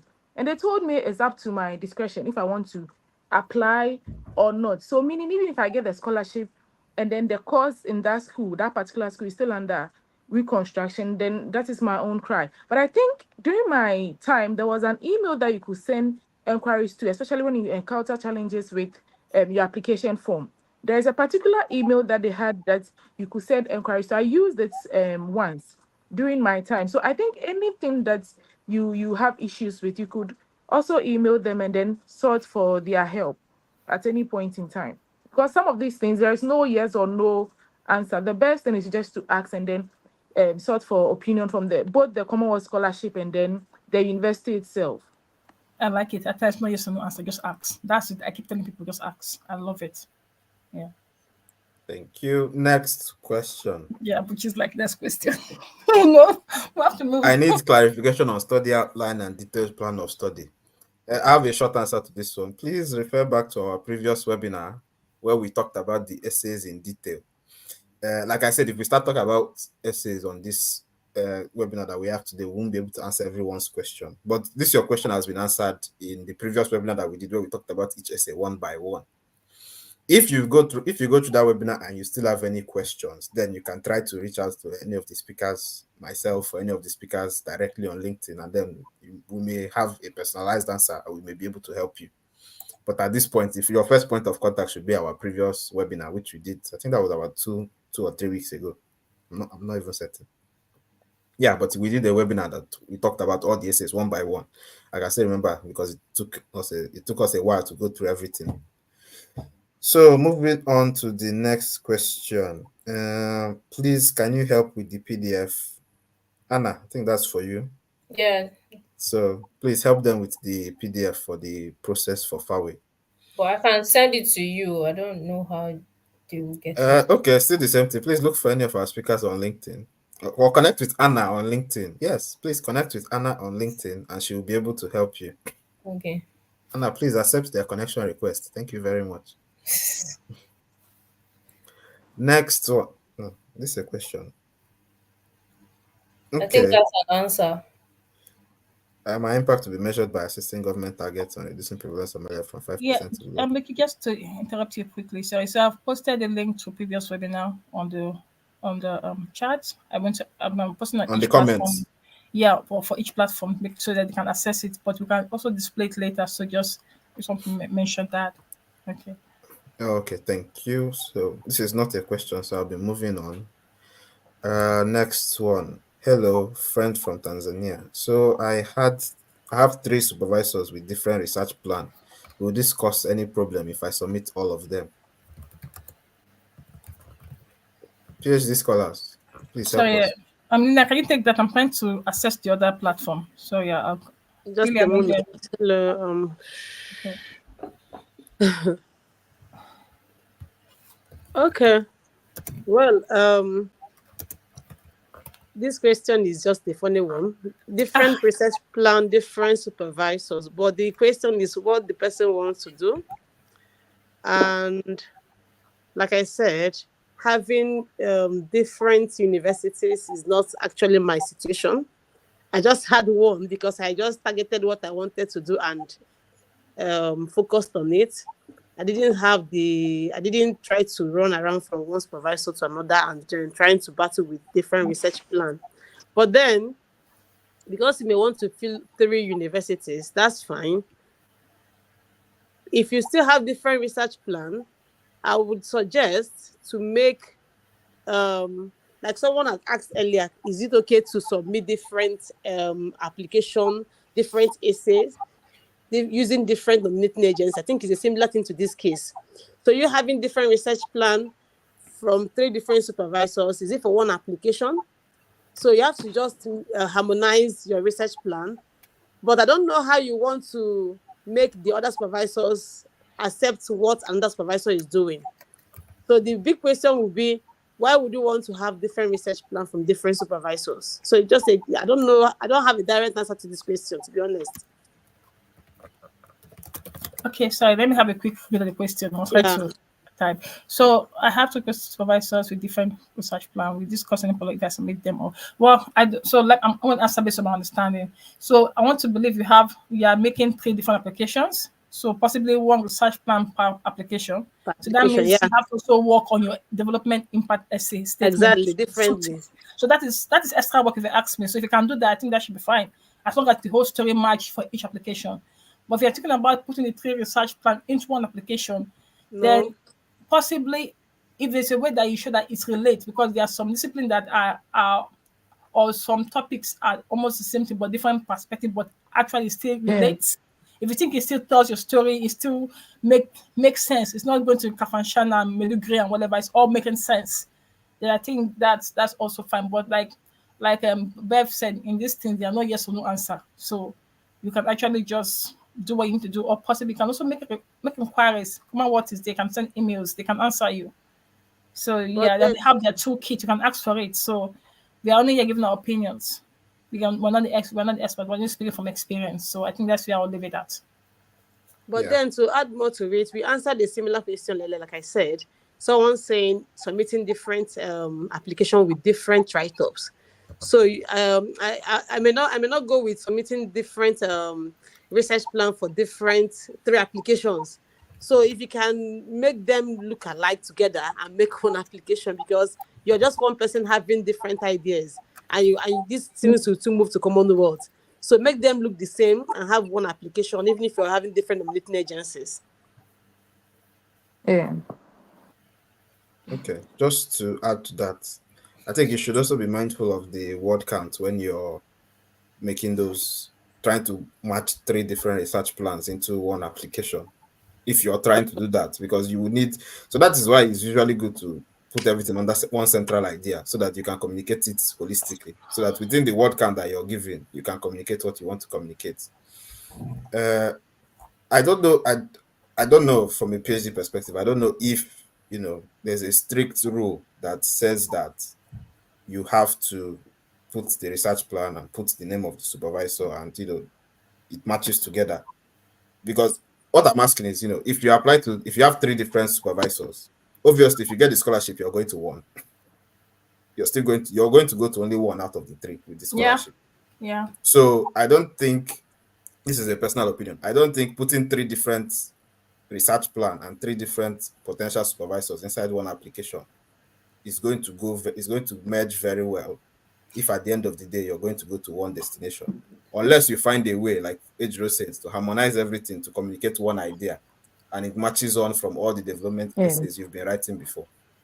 Yeah, speaking about that, now you said it all made sense, because if I remember clearly, you can only put 2 supervisors in your application, in a single application. So if you have 3 different research plans from 3 different supervisors, you cannot get a reference from all of them, because it only allows for 2. If that makes sense. So I'm The not letter sure you from can. the supervisor. Yeah, and allows two because you have to put their supervisor name, and I think it's just slot for 2. If I remember clearly. I think you also have to be careful when it comes to using many supervisors. I think one of us here had once shared his experience of whereby he tried to use many supervisors. At the end of the day, the other supervisors felt like there's no point since you didn't, I'm not the first choice for you. I don't know, Jerry, can you remember? Yes, that happened. But I was referring to the happened. form itself. It only has slot for 2. I think if I'm not mistaken. Yeah. I'm not sure it has more. But let's not complicate matters. We want advice. Wherever you are, I wish you the best. That's all I can say. So yeah. Okay, moving moving on. We're going to be taking it very quickly now because we're almost at the 2-hour mark. So I'm just curious, Puchi. There are questions I can see on Facebook and LinkedIn. Are you sure it's appearing? Because I can't see them on my own YouTube page here. that's what But I'm maybe saying. when you're done, I can just put them out. You can let me know. Yeah, just go through the comment section on the back end and see whether there's They are any not ones that are popping up on my missing. end, but you say you can see them, so that's what I'm saying. No, I said I see can see some comments from LinkedIn and Facebook. I can't I see didn't say any. you can't see any. Maybe because I just joined in, but it's fine. Just go. Oh, okay. No. Let's see. Next question would be this one again. It has come as a Yeah. question now. My impact will be measured by assisting in government targets of reducing prevalence of malaria from current 10% to below 5% by 2030. Is it a good way the impact could be measured?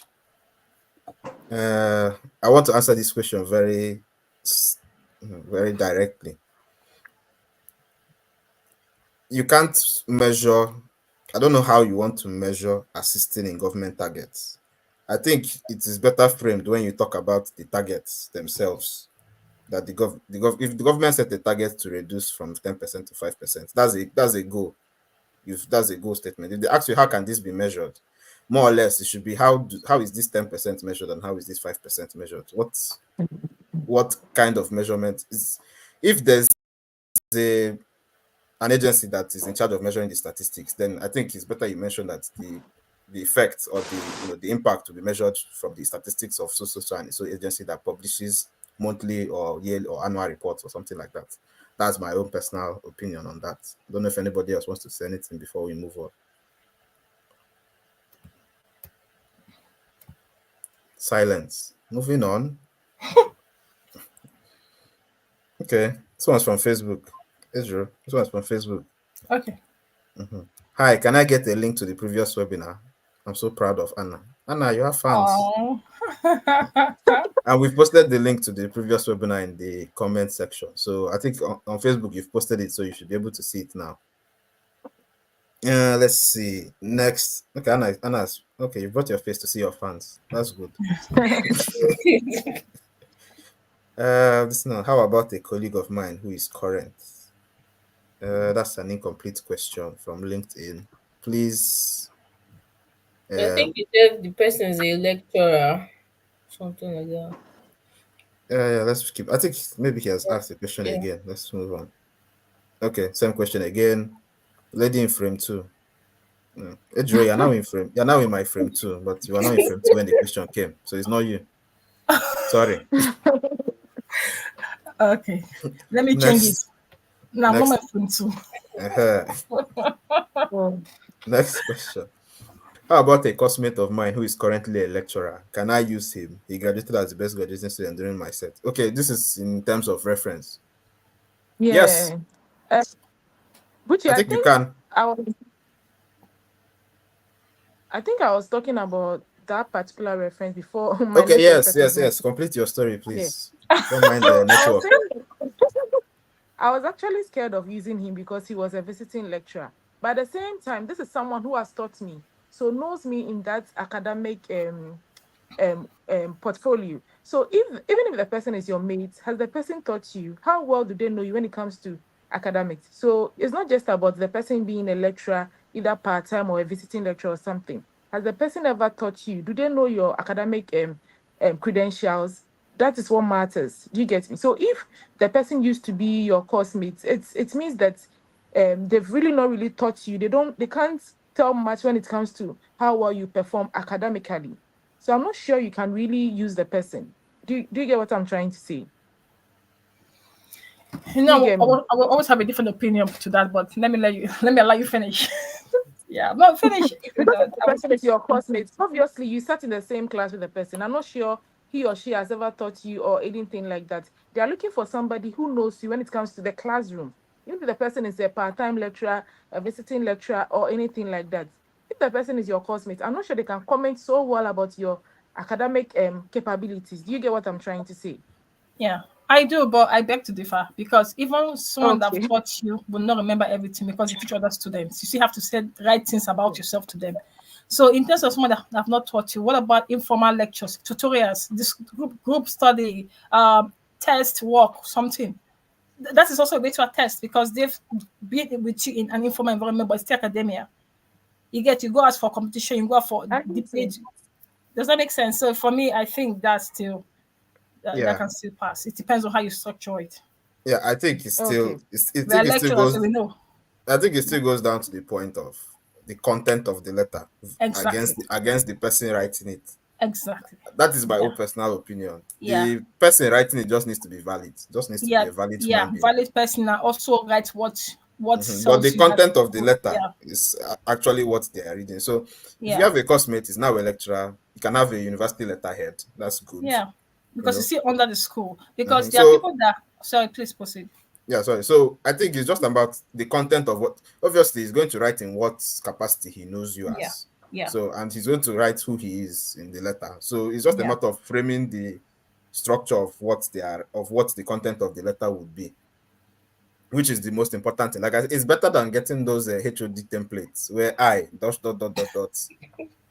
is a student yeah. of graduated from department, and then All those generic they letter. use pen and fill it in, and then stamp it with the department stamp and give it to you. You know, your classmates, Okay. who's the lecturer, writing a brief. When we were in class together, we had this study group, and I used to lead the study group, and he was always diligent in coming to the study group. And then you noticed that I noticed a very good academic improvement after a few months in the study group, and that's a good academic reference if Yeah. you ask me.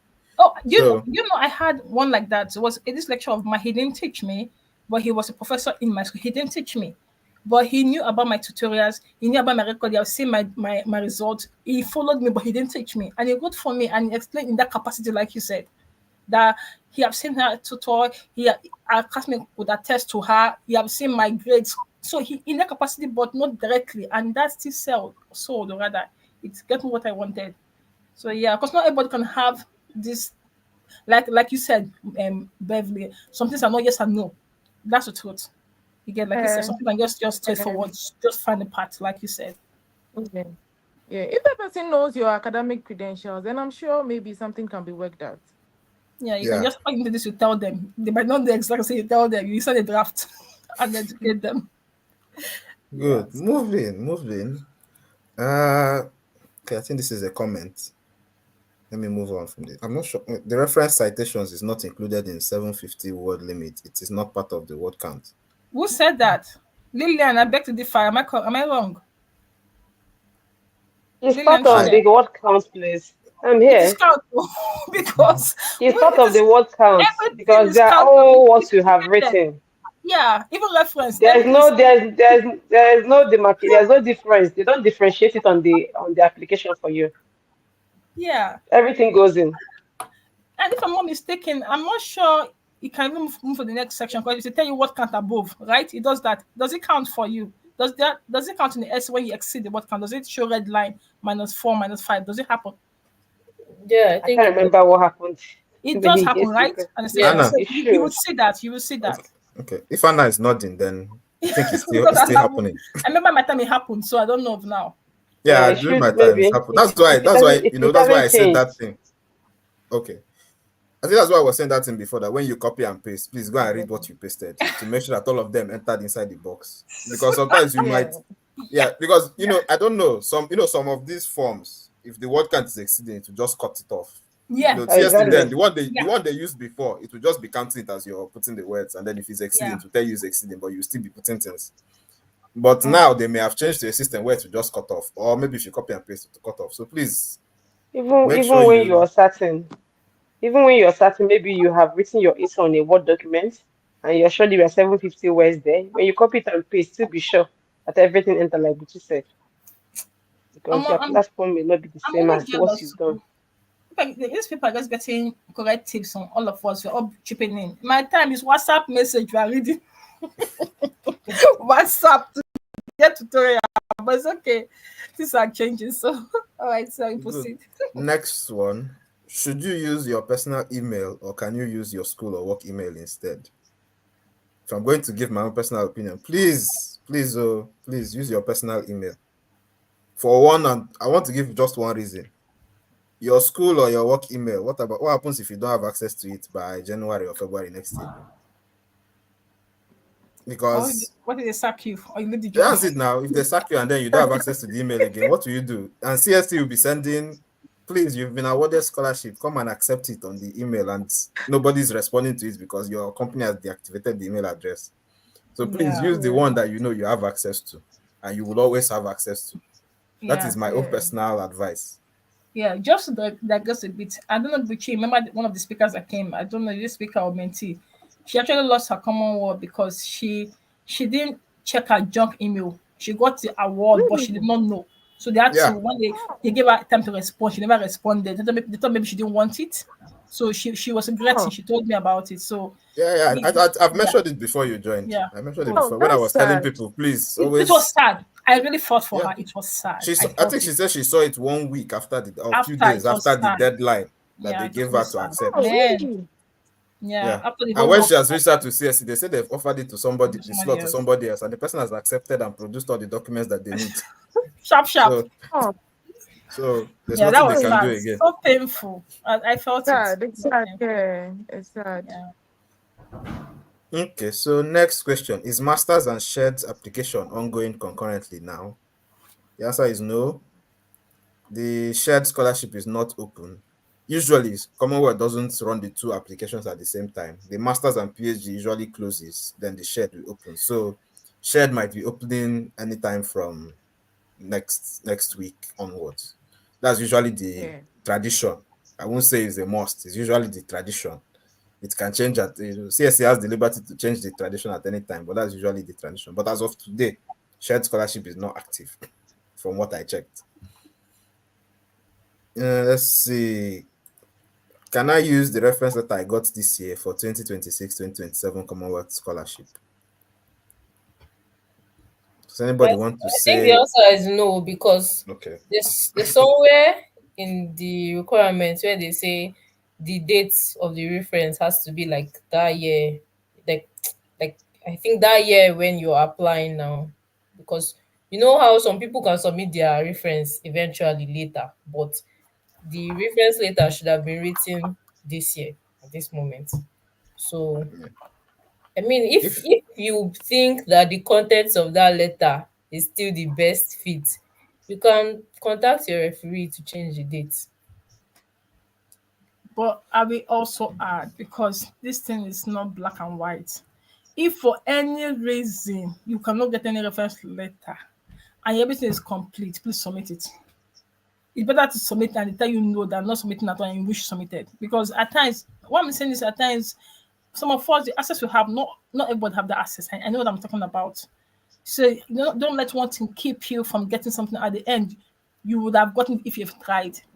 That's the truth. Like we keep saying, everything's not black and white because some people might want to get reference data, and the person that want to help them is keep stalling and stalling and stalling and stalling. What would they do?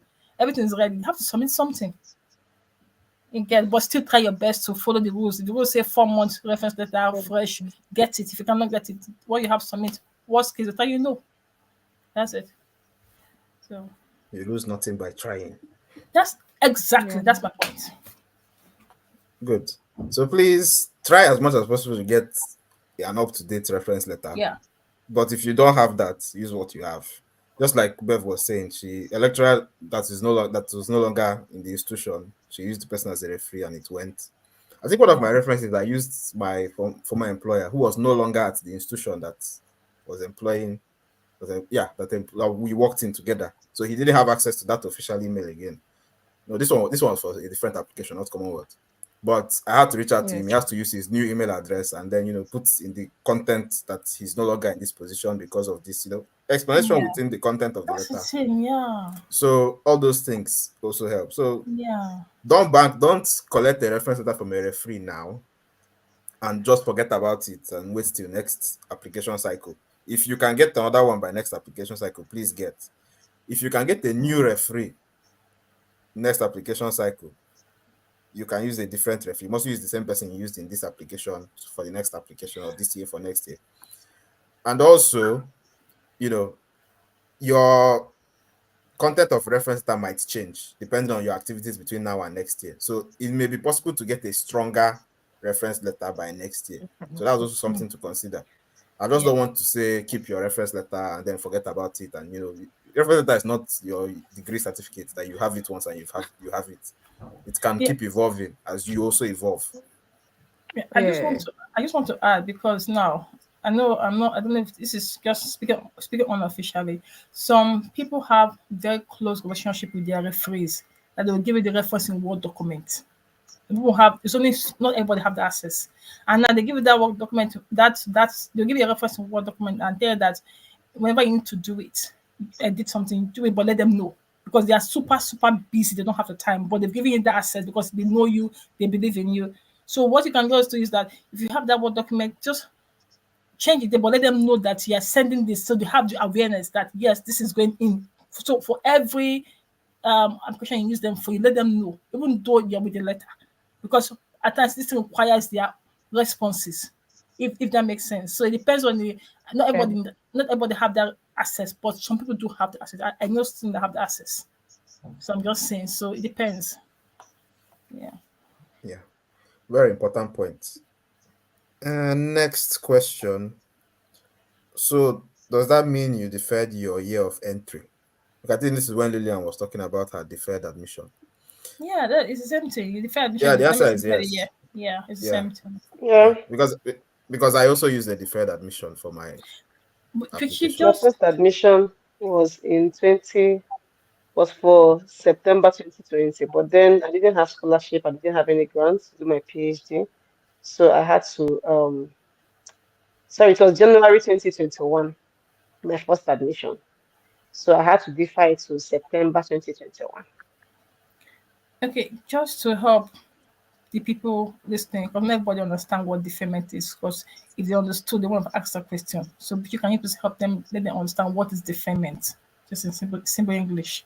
Okay, Okay, so okay. Yeah, but you deferment go ahead. means deferment means I got admission to start my studies in September 2024, Yeah. but I'm not ready to start my studies in September 2024.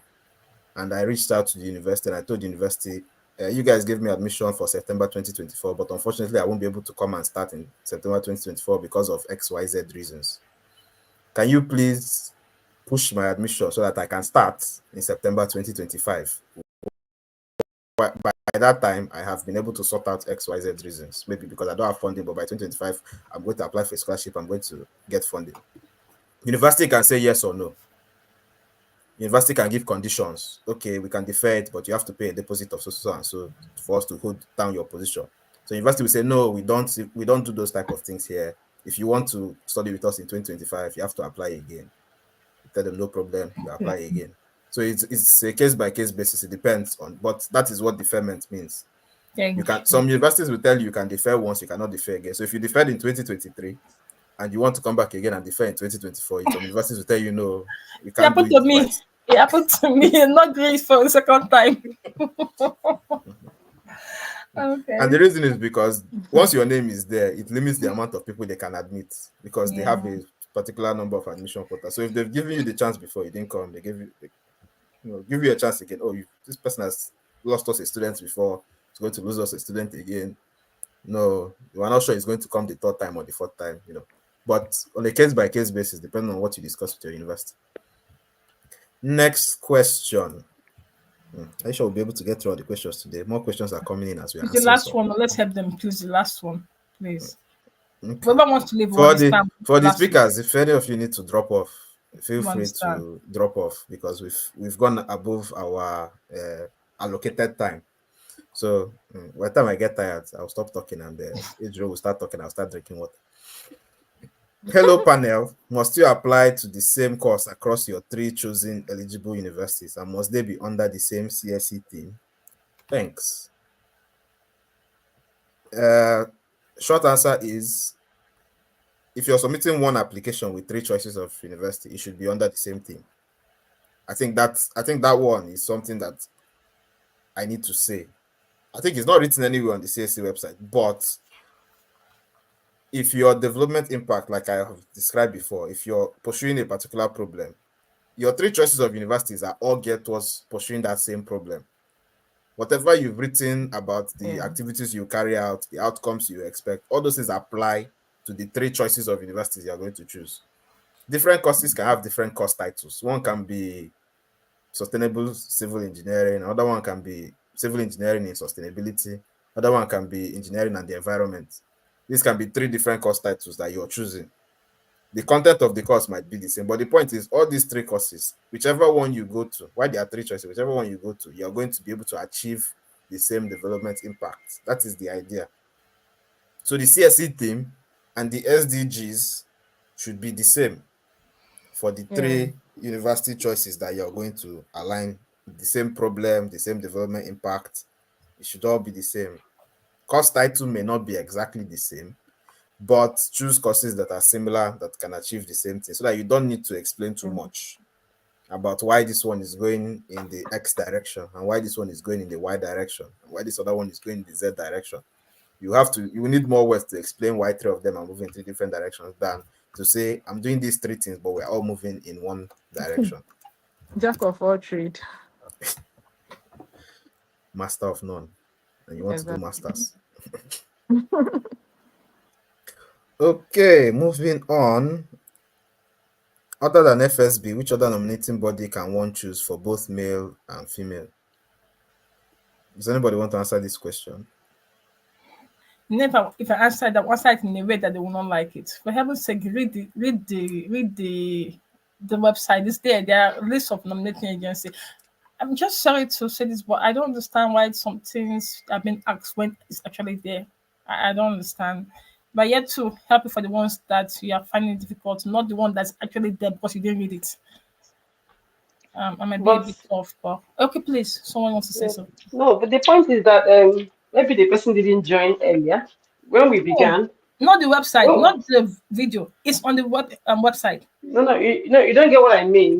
Oh, When we began this session this night, um, we had said that if you want to apply, when you visit the website, there are lists of you can see the list of nominating agencies. Read through each of them, and then you see the ones you are eligible for. Then you apply. So it's not about FSB. I think we mentioned this here. Which am I correct? Yes, please. There's a whole litany of nominating agencies on CSC's website. Go and find the ones you're eligible for and choose the best ones for you and make your application.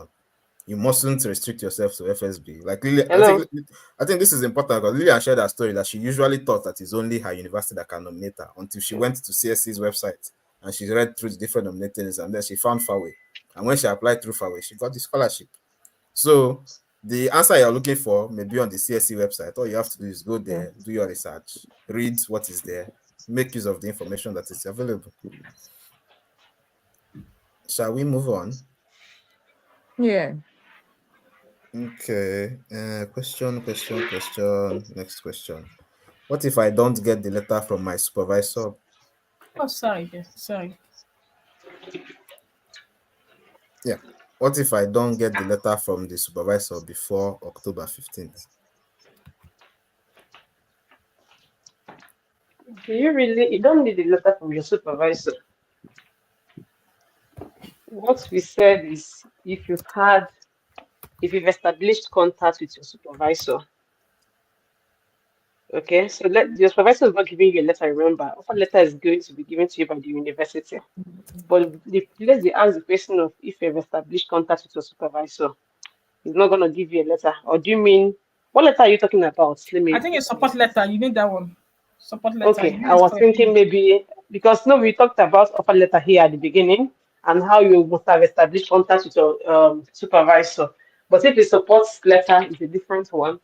But I don't know if the situation has changed because in my own time, I think we were told the supervisors were asked to send it to Commonwealth by themselves.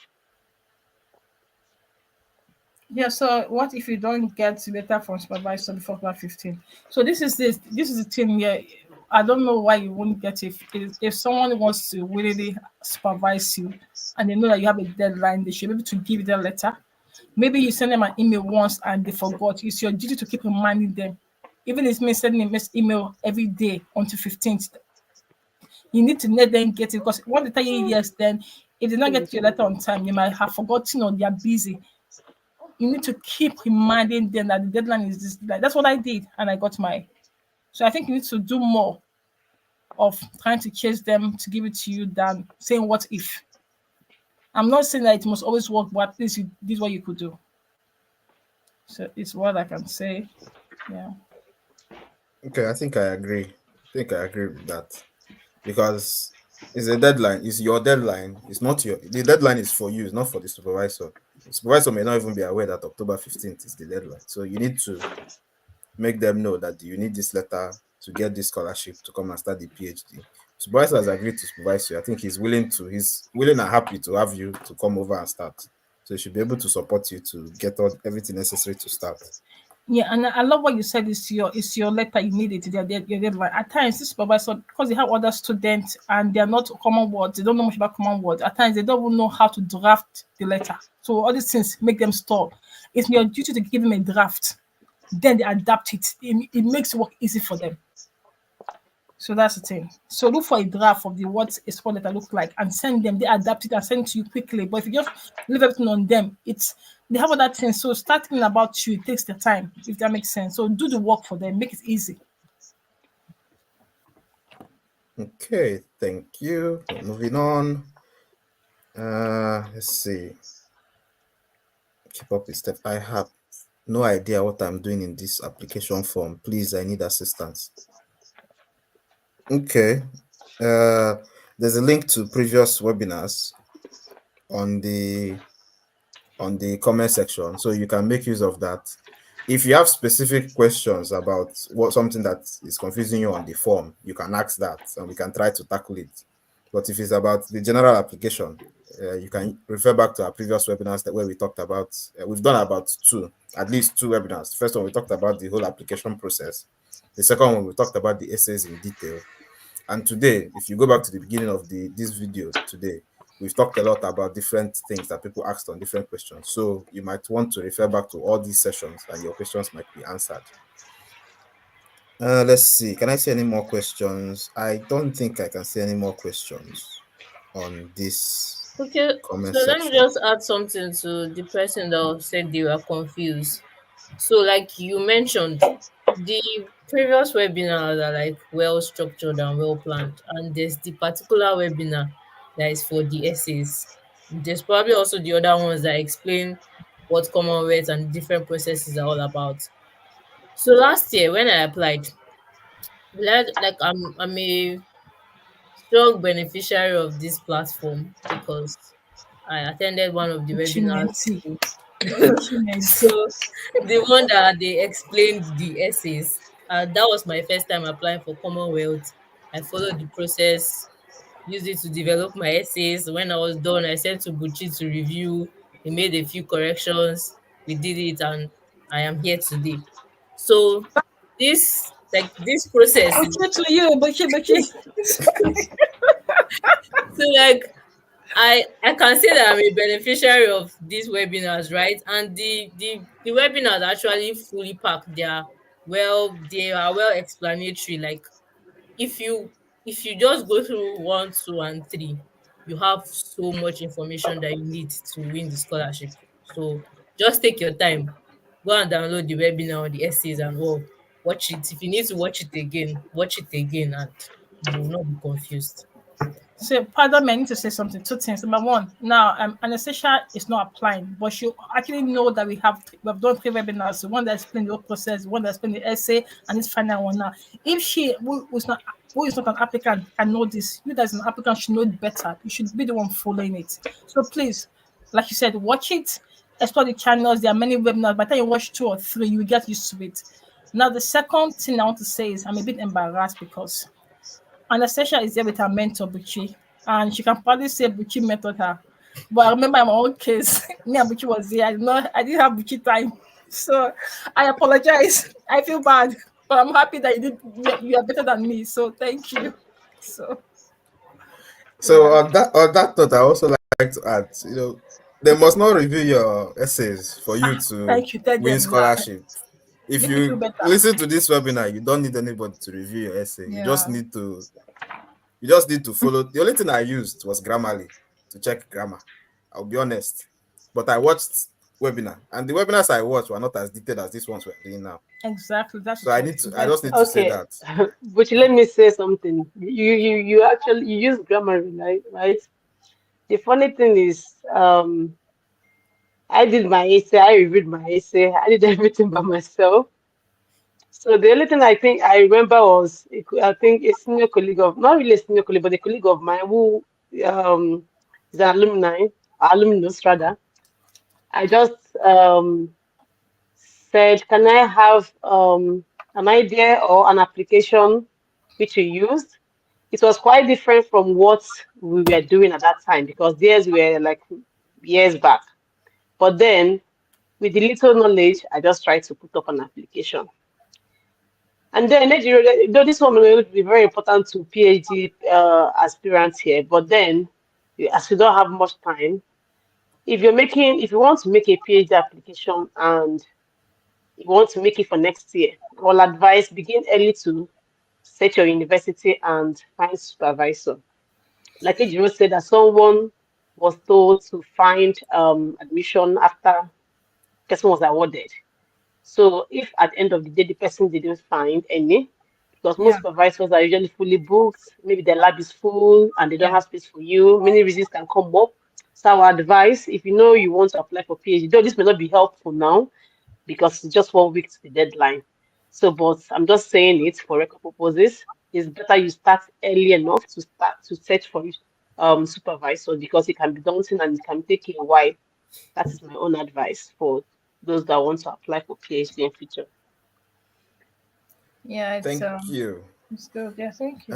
So as much as I'm enjoying this conversation, we've done 2.5 hours, and Yeah. I know that this is Tuesday night. A lot of us have work or school tomorrow, so I'm going to wrap things up now. And because there's 5 people on this screen, I'm not going to allow people to give closing remarks because that may give Can us I? another 30 minutes. But can I say something, please? So Can I say something? very quickly, It's quickly and it's not really it's funny because it's just like we have Lilian and Beverly, you people are like in-laws. But for me, Buchi and Anastacia, we have like three generations. I I was Buchi, distant mentor. Buchi is now a mentor too. So it's like grandmother, mother, child, whatever. I'm just joking. No, I'm serious. Go on. Sorry. thank you. So to wrap things up, what I would say is this: our names are on the screen now. Yeah. So if you want to take a screenshot, take a screenshot. You can search for our names on LinkedIn and then connect with any of the speakers. Usually, I crave the indulgence of everybody that comes on this platform to allow applicants to connect with you on LinkedIn. And if they get into your inbox and ask you questions, please try to respond. If there's any question that they ask that you may not be able to answer, you can refer them to somebody else. So you can help them with the handle of somebody else. This whatever platform you're watching this webinar on, YouTube, Facebook, LinkedIn, if you search Ejiro's profile, you will see links to our previous webinars. If you go to our YouTube channel, they are all there. If you go to our LinkedIn feeds, you'll see the previous videos. If you go on our Facebook feed, you see the previous videos. But I think it's easier to navigate on the YouTube channel if you're looking for previous videos because there's a whole playlist there. From there's 2021 videos, 2022 videos, 2023 videos, different scholarships, other resources as well. So it's not just about Commonwealth. You can apply for other things. They're also the US, Australia. We've had China. We've had someone in Japan. We've had a lot of things there. So We different had, yeah. opportunities to explore in addition to the Commonwealth scholarship. So make use of that opportunity.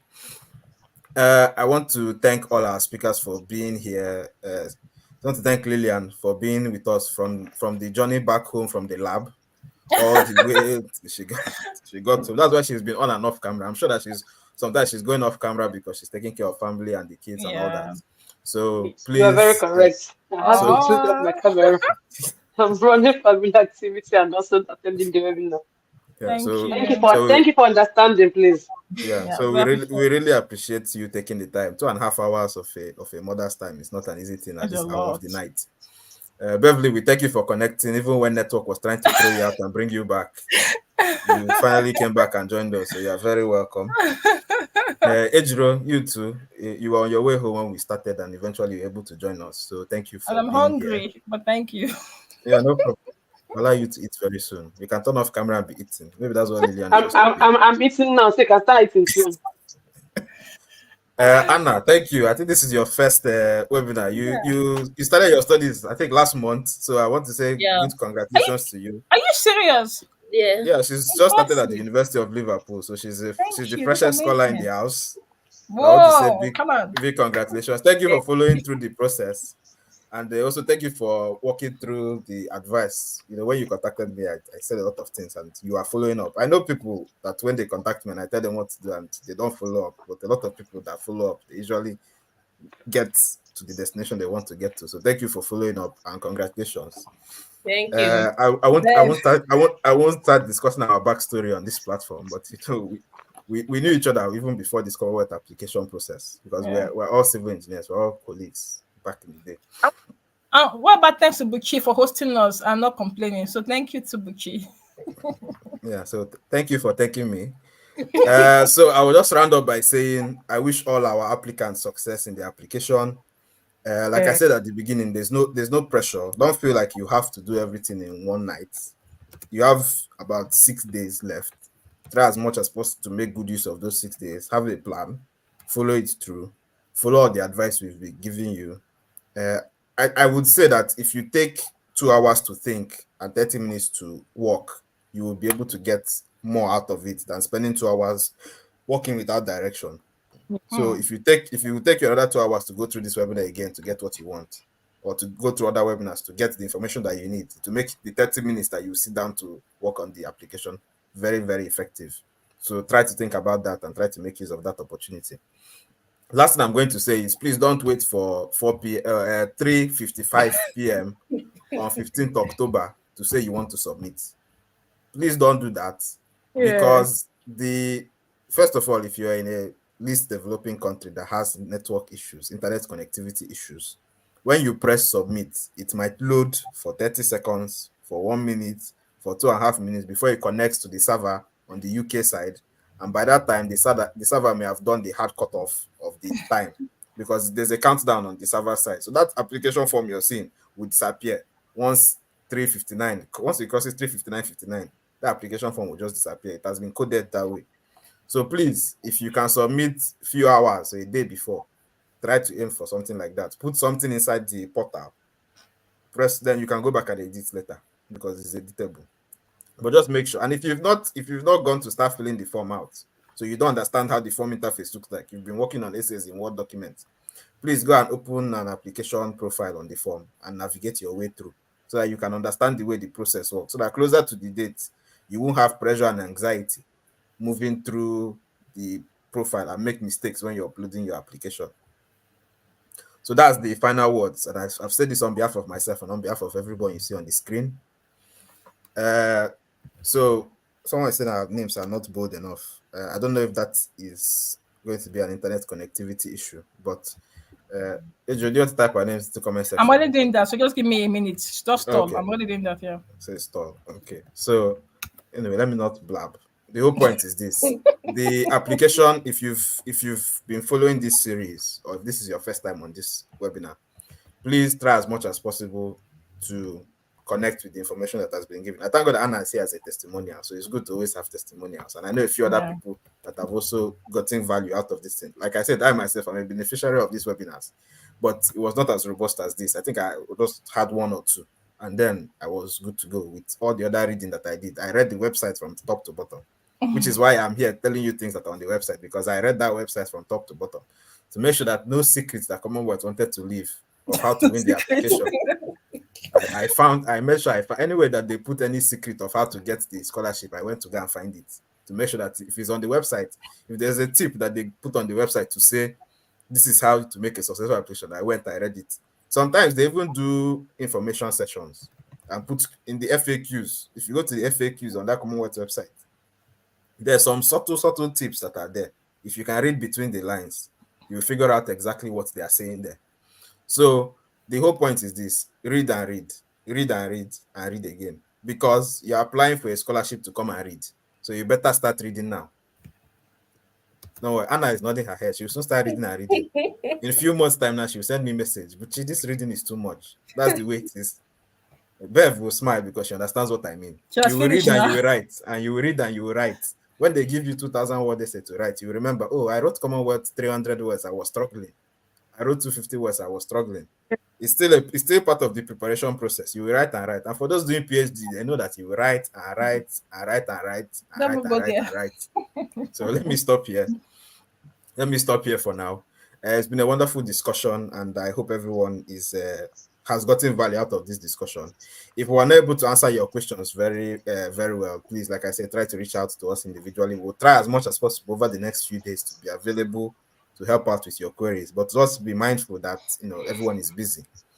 Last but not the least, if you're reaching out to somebody on LinkedIn, if you are going to someone's DM only, if you send a connection request and someone accepts your connection request, I'm saying this on behalf of everybody on the screen. Please don't go to somebody's DM and type, "Hi, how are you? I hope you've eaten today," and stop and wait for the person and leave it there and wait for the person to respond. Please, please, and please don't do that. I know you're trying to build rapport and you're trying to be polite, but it is more useful for me and for you if you go into the "Hi, good afternoon. I am so and so and so. I connected with you from so and so webinar. I have this question," and you drop your question so that the 5 minutes I have to go into my LinkedIn profile and read my messages, I can be able to see your message, see what your problem is. And within that 5 minutes, I can be able to type up an answer for you or send you a link to a webinar that you need to go and watch or send you a link to a website where you need to go and read. And then you get the immediate, because if not, if you ask me, how am I? Have I eaten? If I've not eaten and I go there and I type, "No, I've not eaten. Have you eaten too?" And then you respond, and then I respond to you 2 days later. Before we finish that conversation, 15th October has passed. So I just want to make that very clear. Please be direct, be concise, and try to make life easy for all of us so that we get the best things out of what we are doing. So with that being said, I think that brings us to the end of today's session. And unless anybody has any important points that they want to raise, I believe that I'll say good luck and best wishes on behalf of everyone on screen. Yeah. Are we all good? Yeah, good luck to all of you. I'm waiting to hear your good news as well. Okay. Yeah, I come and speak Everyone on can your say behalf. good luck. I would like people to say good luck to the viewers. Good luck, oh, and explore that scholarship too. Yes, so like that's true. Don't Don't put put all your eggs in one basket because Commonwealth is like very competitive. More people are applying each year, and some people don't get it not because they are not good, but because You have people are limited too much. slots. Yeah, Yeah. so apply for other opportunities as well. Thank you. Bev, say good luck. Are You're you go for muted? muted. gold. You're muted. Oh, Really? oh, Okay, we we can can hear hear you you now. now. Yeah, I was saying good luck. Go for gold, and remember, Look at her you are face. good thing you could think of. So don't just your best trying to Ah, get so all the best. okay, You're we hear already all a the winner. best. Thank you. So at this point, Wait, the you're Lilian face. We've seen that face. It's Lilian face. We've seen that face. Yeah, just to say Hello, good luck and good night so you can see my face properly. The face is fine, but yeah, hello. because thank you all. thank Very you. busy. I'll be ending it here. I'm So just everyone, Okay. well done. Bye.